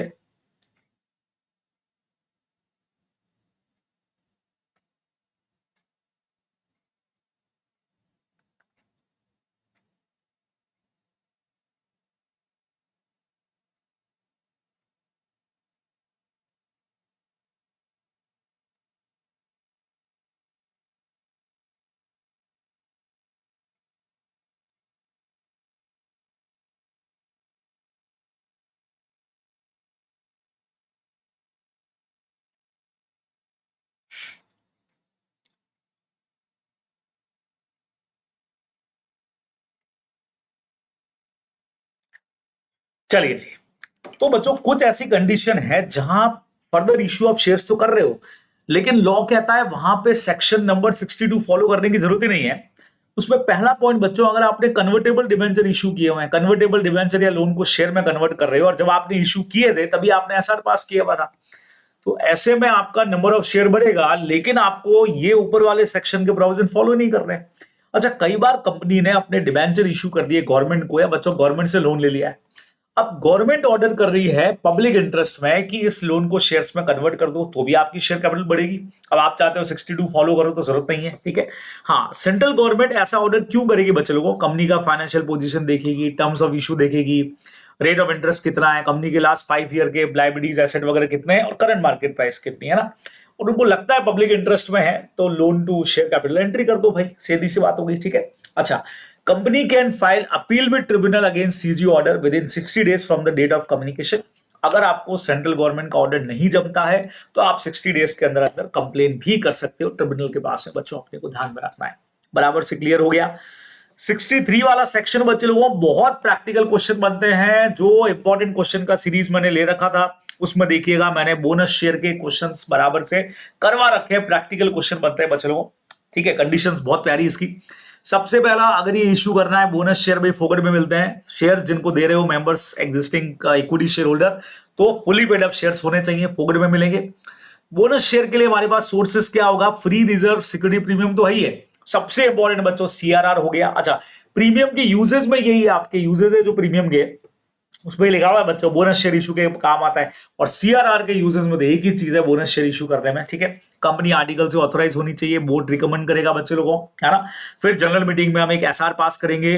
कंपनी को अगर बोनस शेयर इशू करना है तो डेप्ट या डिपॉजिट या उनके इंटरेस्ट पेमेंट में नो डिफॉल्ट होनी चाहिए, एज वेल एज जो स्टैट्यूटरी ड्यूज थे जो अपन ने डीबीआर के टाइम पे भी पढ़े थे ना, एम्प्लॉइज का पीएफ, बोनस, ग्रेजुइटी, इनमें भी कोई डिफॉल्ट नहीं होना चाहिए, क्योंकि गवर्नमेंट बोलेगा यार जिन जो तुम्हारी लायबिलिटी है वो तो कर नहीं रहे हो और शेयर होल्डर को फोकट में शेयर बांट रहे हो, तो गलत है ऐसा, ठीक है। अच्छा, पार्टली पेड अप शेयर हो तो भाई फुली पेड अप में कन्वर्ट करना पड़ेगा पहले उनको, फाइनल कॉल वगैरह एडजस्ट करके। बोनस शेयर कभी भी बच्चों डिविडेंड की जगह पे नहीं होंगे, किसी साल डिविडेंड देने की जगह पे तुमने बोनस शेयर इशू कर दिए तो भाई परमिसिबल नहीं है, आप लोग ध्यान रखोगे। एक बार बोनस डिक्लेयर हो जाए तो विड्रॉ नहीं होगा, देना है मतलब देना है मतलब देना ही पड़ेगा बच्चों, ये आप लोग ध्यान में रखने वाले हो। Clear clear clear, bonus share समझ आया। नेक्स्ट पे आ जाऊं, चलिए जी, अगला पॉइंट आता है भाई सेक्शन नंबर 64, समझिएगा। 64 कहता है बच्चों, notice to be given to registrar for alteration, जो अपन ने 61 में पढ़ा था ना, अगर कंपनी 61 में कैपिटल ऑल्टर करती है, 62 वाले में जो अभी अपन ने पढ़ा जहां सेंट्रल गवर्नमेंट के ऑर्डर से आपने डिबेंचर या लोन को शेयर्स में कन्वर्ट किया, या 55 में अगर प्रेफरेंस शेयर का रिडेम्पशन किया, तो 30 डेज के अंदर अंदर रजिस्ट्रार को एक इंफॉर्मेशन भी देंगे, साथ में एक ऑल्टर मेमोरेंडम का कॉपी भी भेजेंगे बच्चों, अपने को ध्यान में रखना है। तो 3 कंडीशंस बोली है 61 में जब हमने कैपिटल को ऑल्टर किया, 62 के अंदर जहां गवर्नमेंट ऑर्डर से हमारे शेयर्स कन्वर्ट हो गए बराबर से, सॉरी लोन का शेयर्स में कन्वर्ट हुआ, या जहां प्रेफरेंस शेयर का रिडेम्पशन किया बच्चे लोगों, वहां हमको ऑल्टर मेमोरेंडम की कॉपी और इन्फॉर्मेशन 30 डेज में आरओसी को भेजना है, ये आप लोग ध्यान रखोगे। 65 वाला हमारा रिजर्व कैपिटल वाला एक कंसेप्ट है, वो भी कोर्स के अंदर नहीं है तो उसको भी अपने को करने की जरूरत नहीं है। फिर भी एक बार 65 भी देख लिया जाए भाई, ठीक है। बाई चांस आपको लगे कहीं नजर आ जाए तो मुझे जरूर मैसेज में डाल देना, कमेंट में डाल देना, तो मैं अगला जो लेक्चर लूंगा ना उसमें उसको इंक्लूड कर दूंगा बराबर से, क्योंकि आई थिंक 65 जो है वो भी है नहीं, है ना। चलिए, फिर आता है बच्चे लोगों तगड़ा सेक्शन आ रहा है 66, जहां पे हम शेयर कैपिटल को रिड्यूस करने जा रहे हैं, समझिएगा तगड़ा पॉइंट है बच्चे लोगों। और इसमें कंपनी रिड्यूस कर रही है अपनी पेड अप शेयर कैपिटल को, अकाउंट्स में आप एंट्री करते हो बच्चे लोगों, एक इक्विटी कैपिटल मान लो, 2 इक्विटी कैपिटल, और 2 आप करते हो कैपिटल रिडक्शन, है ना। जहां एक 10 का शेयर है और आपने 7.5 में उसको कन्वर्ट कर दिया, और 2.5 आपने कैपिटल रिडक्शन अकाउंट में डाले, जिसको हम यूटिलाइज करेंगे बाद में, जो भी हमारे लॉसेज या प्रिलिमिनरी एक्सपेंसेस या अंडरराइटिंग कमीशन है अनयूजुअल वाले, उनको राइट ऑफ करने में, है ना, ऐसा आपने अकाउंट्स में किया रहेगा। तो रिड्यूस देखो ऐसे ही करते हैं, एक्सटिंग्विश और reduce the liability of any of share in respect of share capital not paid, जैसा भी मैंने आपको कहा, या तो ऐसे कर दो, या जो मैंने कहा cancel any paid up share capital, जो लॉस्ट है या बच्चों, जो ऐसी एसेट को रिप्रेजेंट कर रही है जो है ही नहीं। जैसे मैंने कहा ना कि बैलेंस शीट में एक तरफ अपने को अंडरराइटिंग कमीशन दिख रहा है जो यूजलेस है, तो आपने इस तरह की एंट्री कर दी कि यार ₹2.5 जो है वो कैपिटल रिडक्शन में जाना चाहिए, ऐसे अपन ने कर दिया। या आपने पे ऑफ ही कर दिया पेड अप शेयर कैपिटल, जो एक्सेस थी बॉन्ड्स ऑफ कंपनी में, आपने कैपिटल टू बैंक करके सीधा पे ऑफ ही कर दिया, तो उसको हम बोलते हैं बच्चे लोगों रिडक्शन इन कैपिटल। एक तरह से बायबैक करना वगैरह भी, रिडेम्पशन करना भी कैपिटल रिडक्शन का ही पार्ट है, बट ये उनके लिए सेक्शन अलग है तो अपन अलग से पढ़ते हैं। कंडीशंस बच्चे लोगों बहुत सिंपल है। आर्टिकल्स मतलब मेमोरेंडम ऑल्टर, तो जो मेमोरेंडम ऑल्टर करना ही पड़ेगा भाई, इससे मेमोरेंडम ऑल्टर होगा, पेड अप कैपिटल चेंज होगी तो वो भी चेंज होगा, ठीक है ना। No default in payment of deposit and interest, तभी आप ये कर पाओगे बच्चे लोगों, ये तो सिंपल कंडीशन है। नाउ प्रोसीजर क्या है, सबसे पहले एसआर पास करेंगे इसके लिए, फिर एप्लीकेशन जाएगी एनसीएलटी को कि भाई कंपनी अपनी पेड अप कैपिटल रिड्यूस कर रही है, हो सकता है पे कर रही हो वापस, या हो सकता है रिडक्शन में डाल रही हो। तो जब भी ट्रिब्यूनल के पास जाएगा तो ट्रिब्यूनल की बहुत सारी फॉर्मेलिटीज होंगी बच्चों। ट्रिब्यूनल क्या करेगा, सेंट्रल गवर्नमेंट, आरओसी, सेबी और क्रेडिटर्स लोगों को नोटिस इशू करेगा कि भाई इनका कैपिटल रिड्यूस हो रहा है, लायबिलिटी रिड्यूस हो जाएगा, तुमको कोई प्रॉब्लम तो नहीं है। और इनसे रिप्रेजेंटेशन का टाइमिंग रहेगा 3 मंथ्स, मतलब इनको टाइमिंग मिलेगा 3 महीने में, आपको कोई ऑब्जेक्शन हो तो ट्रिब्यूनल को बताओ। अगर रिप्रेजेंटेशन नहीं आया मतलब इनको कोई ऑब्जेक्शन नहीं है। साथ में बच्चे लोगों को एक और काम करना पड़ेगा, आपको ऑडिटर का सर्टिफिकेट लगाना पड़ेगा, साथ में कंप्लायंस ऑफ एएस का, कि हाँ भाई अकाउंटिंग स्टैंडर्ड हमने प्रॉपर तरीके से पूरे किए, इसका एक सर्टिफिकेट भी साथ में अटैच करना पड़ेगा भाई, जबरदस्ती है, जरूरी है, समझोगे इस चीज को बराबर, ये भी लगा दिया हमने। नाउ फिर अगर सब कुछ सेटिस्फाई है तो ये आ गया ट्रिब्यूनल का ऑर्डर, ठीक है। ऑर्डर आया तो ट्रिब्यूनल ने बोला भाई इसको न्यूज़पेपर वगैरह में पब्लिश करो, ये करो, हमने कर लिया। फिर ट्रिब्यूनल के ऑर्डर का कॉपी हमने 30 डेज में आरओसी को भेज दिया बच्चों। अच्छा, कंडीशन भी लगा सकता है ट्रिब्यूनल, कंपनी के नाम के साथ में एंड रिड्यूस यूज करो, अकाउंट्स में तुमने पढ़ा है तो वो कर लेंगे। आरओसी इसको रजिस्टर करके नया सर्टिफिकेट इशू कर देगा बच्चे लोगों। तो ये हमारा प्रोसेस ऐसे काम में आएगा, अपने को ध्यान में रखना है। अच्छा, अगर बच्चे लोगों ये सिंपल बताता हूं आपको, अगर किसी लिस्ट में आपने क्रेडिटर का नाम उड़ा दिया है ना भाई, क्रेडिटर का भी नाम भी अपने को रजिस्ट्रार को, सॉरी ट्रिब्यूनल को भेजना था भाई, ताकि उसका कोई डेप्ट या क्लेम हो, उसको कोई ऑब्जेक्शन हो तो कर सके।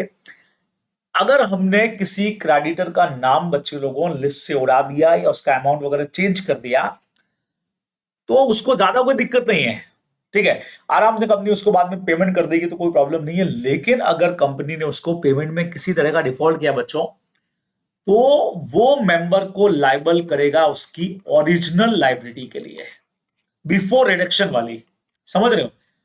बिफोर रिडक्शन जो लायबिलिटी थी ना, जैसे बच्चों अभी अपन ने किया कि यार ₹10 का हमारा शेयर था, सुनना 7.5 जो था वो बच्चे लोगों को पेड अप था, और इसी पे कंपनी ने शेयर को फुली पेड अप कर दिया कि यार 7.5 पे फुली पेड अप कर दो, ठीक है। हम कैपिटल को रिड्यूस करके 7.5 पे ही ला रहे हैं, ऑथोराइज भी चेंज, पेड अप भी चेंज, सब चेंज, मतलब ₹2.5 से आपने लायबिलिटी उड़ा दी।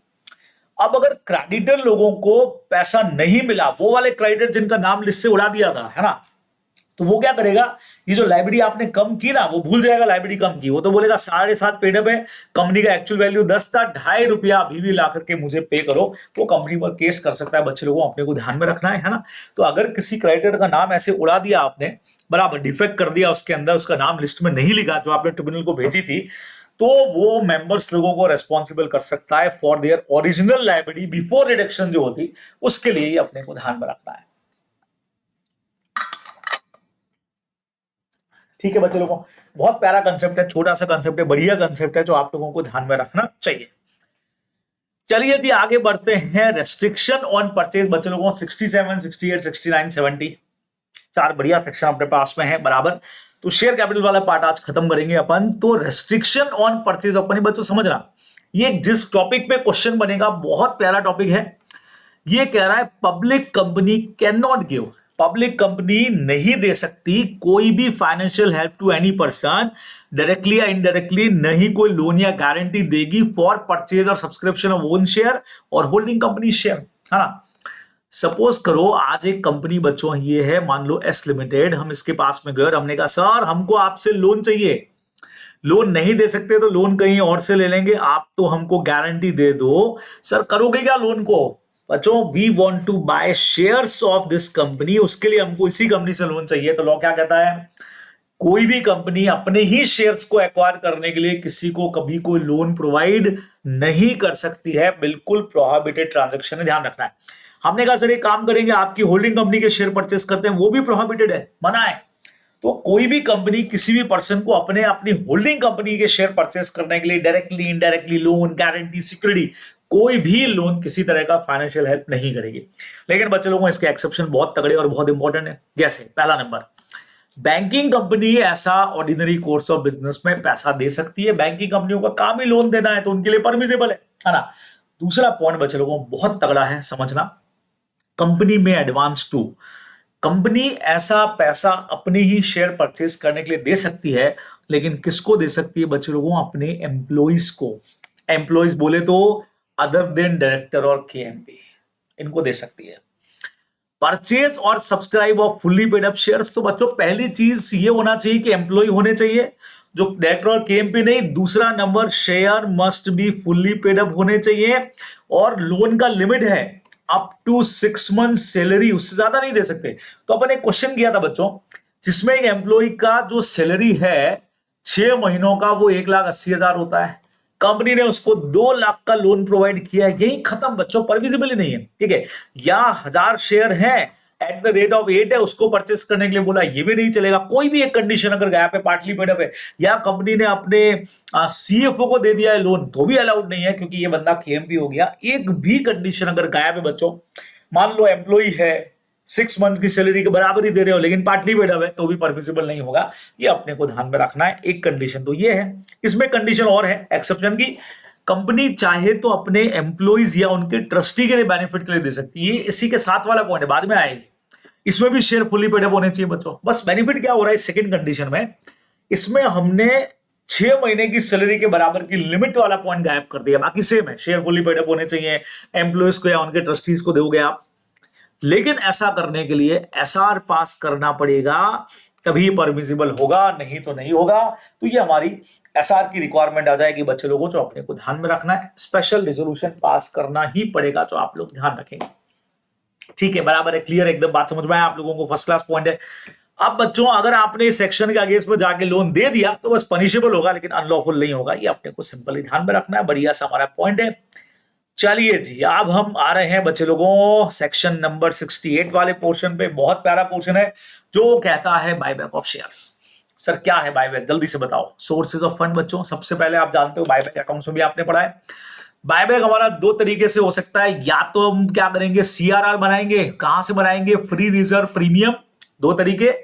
या फिर हम एक काम कर सकते हैं, proceed of any share of other specified securities. आप कोई नए सिक्योरिटीज इश्यू करके भी बायबैक कर सकते हैं, या रिजर्व को भी इस्तेमाल कर सकते हैं। लेकिन no buyback shall be made out of the proceed of earlier issue of same kind. बच्चों सुनना, अगर आप इक्विटी शेयर का बायबैक कर रहे हो तो आप फिर प्रेफरेंस इश्यू करो, या इक्विटी में डिफरेंट कैटेगरी इश्यू करो, सेम कैटेगरी इश्यू करके उससे जो पैसा आ रहा है उससे आप उसी कैटेगरी के दूसरे शेयर बायबैक कर रहे हो, तो परमिसिबल नहीं है। ये अपने को ध्यान में रखना है, बराबर। कंडीशंस बच्चे लोगों, आर्टिकल से ऑथराइजेशन होना चाहिए, एसआर पास करना है, लेकिन देखो मैक्सिमम 25% ऑफ इक्विटी शेयर आप बायबैक कर सकते हो। अगर अप टू 10% ही बायबैक हो रहा है तो बोर्ड रिजोल्यूशन से काम चल जाएगा, खाली बोर्ड रिजोल्यूशन ही चाहिए। लेकिन 10% से ज्यादा, मैक्स 25% तक करना है तो एसआर पास करना पड़ेगा बच्चों। आफ्टर बायबैक डेब्ट इक्विटी रेशियो मस्ट बी 2:1 और लेस, है ना। 2:1 रहना चाहिए उनका, 2:1 से ज्यादा नहीं होना चाहिए बच्चे लोगों को, दिक्कत हो जाएगी। नहीं तो मतलब डेप्ट हमारी इक्विटी के डबल हो जाए, ज्यादा हो जाए, तो 2:1 हमारा रेशियो रहेगा। Share as usual fully paid up होने चाहिए। Listed company should comply with SEBI guidelines, बराबर से, नहीं तो कंपनीज एक फॉलो करोगे। बायबैक कंप्लीट होना चाहिए, जिस दिन रेजोल्यूशन पास किया बच्चों उसके 12 महीने में आपको बायबैक का प्रोसीजर कंप्लीट करना है, और 2 बायबैक के बीच में 1 साल का गैप भी रखना है। 2 बायबैक जब कंप्लीट हो गया आपका, मतलब 1 साल बाद ही दूसरा बायबैक कर सकते हो आप, उससे पहले नहीं। और 2 बायबैक के बीच में गैप जो रहेगा वो भी कितना रहेगा बच्चे लोगों, 1 साल का। और प्रोसीजर एसआर पास करने के 12 महीने में आपको खत्म कर देना है। खत्म हो तब तक आप दूसरा रिजोल्यूशन पास करके अगला बायबैक कर सकते हो, है ना। ध्यान रखना है, हर साल में 25% परमिसेबल है। अच्छा, कहां से परचेस करोगे बच्चे लोगों को अपने को पता है, आइदर एग्जिस्टिंग वालों को लेटर भेज दो राइट इशू की तरह, 1:2, हम हर 2 पे 1 शेयर आपका खरीदने को तैयार है अगर बेचना चाहो तो। नॉर्मल बाकियों की तरह ओपन मार्केट से परचेस कर लो, ठीक है। या परचेस कर सकते हैं बच्चों जिनको हमने इसोप में या स्वेट इक्विटी में शेयर दे रखे हैं, उनको ऑफर कर सकते हैं कि यार company is ready to buy, बेचो तो बेच सकते हैं वो, ठीक है। क्वांटम अभी अभी मैंने कहा बच्चों 25% बराबर of paid up capital reserve में प्रीमियम भी इस बार शामिल होगा, आपने को ध्यान रखना है। और इक्विटी शेयर्स का बायबैक अगर अपन कर रहे हैं तो 25% ऑफ पेड अप कैपिटल से ज्यादा का बायबैक नहीं होगा। अब बच्चों बायबैक करने के लिए कंपनी को पहले एक सॉल्वेंसी डिक्लेरेशन करनी पड़ेगी। सर ये क्या होती है आरओसी और सेबी को, जिसमें कंपनी डिक्लेयर कर रही है कि we are capable to pay our loan even after buyback. अगले 1 साल तक वी आर कैपेबल, हम इंसॉल्वेंट नहीं होंगे। देखो बोला आगे, पूरा पढ़ रहा हूं मैं। ये जो डिक्लेरेशन है वो एफिडेविट होगा, बोर्ड जिसको अप्रूव करेगा बच्चों की भी हमने सारी इंक्वायरी करी है। They have formed an opinion that is capable of meeting liabilities, और बायबैक से या सॉल्वेंसी डिक्लेरेशन से अगले 1 साल तक हम इंसॉल्वेंट नहीं होंगे। वी हैव सफिशिएंट फंड्स, भाई हम दिवालिया नहीं होंगे, बायबैक करने दो, क्योंकि बायबैक में भी पैसा देना पड़ता है। ये डिक्लेरेशन करेंगे। ये डिक्लेरेशन कम से कम 2 डायरेक्टर के साइन होंगे, जिसमें बच्चों अगर एमडी है तो एक एमडी का साइन होना जरूरी है, ठीक है। अब अगर कंपनी अनलिस्टेड कंपनी है बच्चों, no declaration of solvency shall be filed with SEBI by unlisted company. Unlisted company ROC को फाइल कर देगी और लिस्टेड कंपनी सेबी को फाइल करेगी। सिंपल बात है बच्चों, ध्यान रखना है। अदर कंडीशंस पे आओ भाई, खत्म करने जा रहे हैं बच्चों अपन लोग अदर कंडीशंस। जो भी सिक्योरिटीज का बायबैक कर रहे हो, बायबैक से 7 डेज में उनको डिस्ट्रॉय करो, खत्म कर दो, उनको फाड़ दो, फेंक दो, खत्म करो। बहुत इंपॉर्टेंट पॉइंट आ रहा है, जिस तरह की सिक्योरिटीज को आपने बायबैक किया, अगले 6 महीने तक similar kind of securities can not be issued. 6 महीने तक सेम इशू नहीं करोगे। बट अगर वही आप बोनस इशू में करना चाह रहे हैं, स्वेट इक्विटी इसोप में करना चाह रहे हैं, conversion of debenture preference share into shares में करना चाह रहे हैं, तो परमिसिबल है। जिस टाइप के शेयर, जिस कैटेगरी के आपने, जैसे आपने equity share at the rate of 10 वाले बायबैक किए, तो अगले 6 महीने तक फिर सेम शेयर वापस इशू मत करो भाई। लेकिन वैसे शेयर अगर बोनस शेयर में देने हैं, इसोप में देने पड़ रहे हैं, या कन्वर्जन के थ्रू देने पड़ रहे हैं, इक्विटी और डिबेंचर का, सॉरी प्रेफरेंस और डिबेंचर के कन्वर्जन की डेट आ गई है तो करना ही पड़ेगा, है ना। ये आप लोग ध्यान रखोगे। नाउ कंपनी बायबैक का एक रजिस्टर मेंटेन करेगी, और बायबैक करने के 30 डेज के अंदर अंदर वो आरओसी और सेबी को रिटर्न भी फाइल करेगी। बच्चों ध्यान में रखना है, सिंपल है। 69 सिंपल बात कह रहा है बच्चे लोगों। कंपनी जो बायबैक करती है और अगर प्रॉफिट में से करती है, तो फ्री रिजर्व और प्रीमियम से पैसा जो है वो सीआरआर में ट्रांसफर करना है। शेयर्स की नॉमिनल वैल्यू के बराबर का आप जानते हो, जितना नॉमिनल वैल्यू है उसके बराबर का अमाउंट P&L डेबिट और general reserve account debit, security premium debit to CRR, ऐसा ध्यान में रखोगे, ठीक है बराबर। नाउ बच्चे लोगों आखिरी सेक्शन आता है नंबर 70, प्रोहिबिशन ऑन बायबैक। भाई इन कंडीशंस में बायबैक पे प्रोहिबिशन है, कर ही नहीं सकते। सबसे पहला, कोई भी कंपनी सब्सिडरी कंपनी के थ्रू बायबैक नहीं करेगी। आप सोचो, सब्सिडरी कंपनी के थ्रू हम एसेट परचेस कर सकते हैं, सब्सिडरी के थ्रू कॉन्ट्रैक्ट कर सकते हैं, लेकिन शेयर बायबैक सब्सिडरी के थ्रू थोड़ी करोगे। सेपरेट लीगल एंटिटी है, वो आपको खुद को ही करने पड़ेंगे। इन्वेस्टमेंट पर्पस से भी अपने शेयर परचेस करके कैंसिल नहीं कर सकते बच्चों। डिबेंचर में कंपनी अपने डिबेंचर खुद परचेज कर सकती है, own debenture account debited to bank. बाद में चाहे तो उसको डिबेंचर टू ओन डिबेंचर करके कैंसिल भी करे, बेच भी सकती है। शेयर्स में ऐसा नहीं होगा कि अपने शेयर इन्वेस्टमेंट पर्पज से खरीद के कैंसिल करो, नॉट अलाउड। उसके अलावा बच्चों अगर कंपनी ने इनमें डिफॉल्ट किया, जो मैं आगे पढ़ने जा रहा हूं, तो बायबैक की परमिशन नहीं है। जैसे अगर कंपनी ने, अच्छा ये सब चीजें ड्यू हो चुकी है, जैसे डिपॉजिट या उसका इंटरेस्ट, डिबेंचर का रिडम्पशन, प्रेफरेंस शेयर का रिडम्पशन, इन पे डिविडेंड, प्रेफरेंस शेयर का डिविडेंड, ठीक है, या डिबेंचर पे इंटरेस्ट, इनको या कोई बैंक से या आपने फाइनेंशियल इंस्टीट्यूशन से लोन लिया, उसके इंटरेस्ट में या लोन पेमेंट में डिफॉल्ट किया, कुल मिला के कह रहे हैं भैया तुम लाइबिलिटीज पे कर नहीं पा रहे हो, buyback is not our liability. Buyback का मतलब यार पैसा पड़ा है, शेयर होल्डर को वापस दे दो। भाई सर पे लायबिलिटी है, डिपॉजिट का पेमेंट किया नहीं, डिबेंचर्स का किया नहीं, प्रेफरेंशियल का रिडेम्पशन किया नहीं, इन पे इंटरेस्ट डिविडेंड का पेमेंट किया नहीं, बैंक लोन का पेमेंट, इंटरेस्ट का पेमेंट कुछ ही नहीं किया, और चाहते हो बायबैक करो, ना मुन्ना ना, पहले इनको पे करो, ठीक है। फिर जैसे ही इनको पे करोगे, प्रोहिबिशन तो अभी भी चालू रहेगा, और वो हटेगा डिफॉल्ट ठीक करने के 3 साल बाद। डीबीआर में 5 साल है, लेकिन जिस ईयर में आपने डिफॉल्ट किया था उसके खत्म होने से 5 साल है। बायबैक में भी 3 साल का प्रोहिबिशन आपका है। जैसे ही ये गलती सुधार दोगे, मतलब प्रोहिबिशन तो तब भी रहेगा बच्चे लोगों, मतलब गलती सुधारने के बाद भी अगले 3 साल तक प्रोहिबिशन रहेगा, उसके बाद ही बायबैक कर पाओगे। उस बीच में फिर गलती कर दी, फिर 3 साल गए, है ना। उसके अलावा बच्चे लोगों, कंपनी ने एनुअल रिटर्न फाइल करने में section 92, declaration of dividend 123, punishment for failure to distribute dividend 127 या फाइनेंशियल स्टेटमेंट 129 में भी आता है और 137 में भी आता है। इनमें अगर कोई भी डिफॉल्ट किया है तो हम आपको बायबैक नहीं ना करने देंगे भाई, ये अपने को ध्यान में रखना है। इन सब में अगर डिफॉल्ट है, हाँ, एनुअल रिटर्न टाइमली फाइल नहीं है, डिविडेंड डिक्लेरेशन 123 फॉलो नहीं किया, अगर नहीं फॉलो करते हो डिविडेंड तो पनिशमेंट मिलता है 127 में, वो भी फॉलो नहीं किया, या फाइनेंशियल स्टेटमेंट्स टाइम पे सबमिट नहीं किए, तो फिर बच्चों बायबैक की परमिशन भी नहीं मिलेगी। तो ये हमारा सुपर फास्ट रिवीजन था बच्चों, और इसमें आज हमने भाई साहब 43 से लगा करके 70 तक के सेक्शन बच्चे लोगों धुआंधार तरीके से पूरे कर लिए। होप सो कि सेशन आपको ठीक लगा होगा। सुपर फास्ट रिवीजन है, ज्यादा कंसेप्चुअल में नहीं गया हूं। जिसको ज्यादा कंसेप्चुअल क्लैरिटी चाहिए तो भाई लॉजिकल रिवीजन सीरीज के नाम से प्ले लिस्ट में जाकर के ढूंढ लो, आपको पूरा डिटेल रिवीजन इसके ऊपर मिल जाएगा। But this is recalling, this is super fast revision बच्चे लोगों को फटाफट रिकॉल करवाने के लिए, ठीक है। चलिए जी, तो आज का सेशन खत्म करते हैं। डिवेंचर इंक्लूड करना था, पर अब चलो डिवेंचर और उसका अगला चैप्टर डिपॉजिट या चार्जेस अपन साथ में ले लेंगे, ठीक है। चलिए जी, okay, bye bye, take care, ख्याल रखिएगा, फिर मुलाकात होती है बच्चे लोगों, बाय बाय।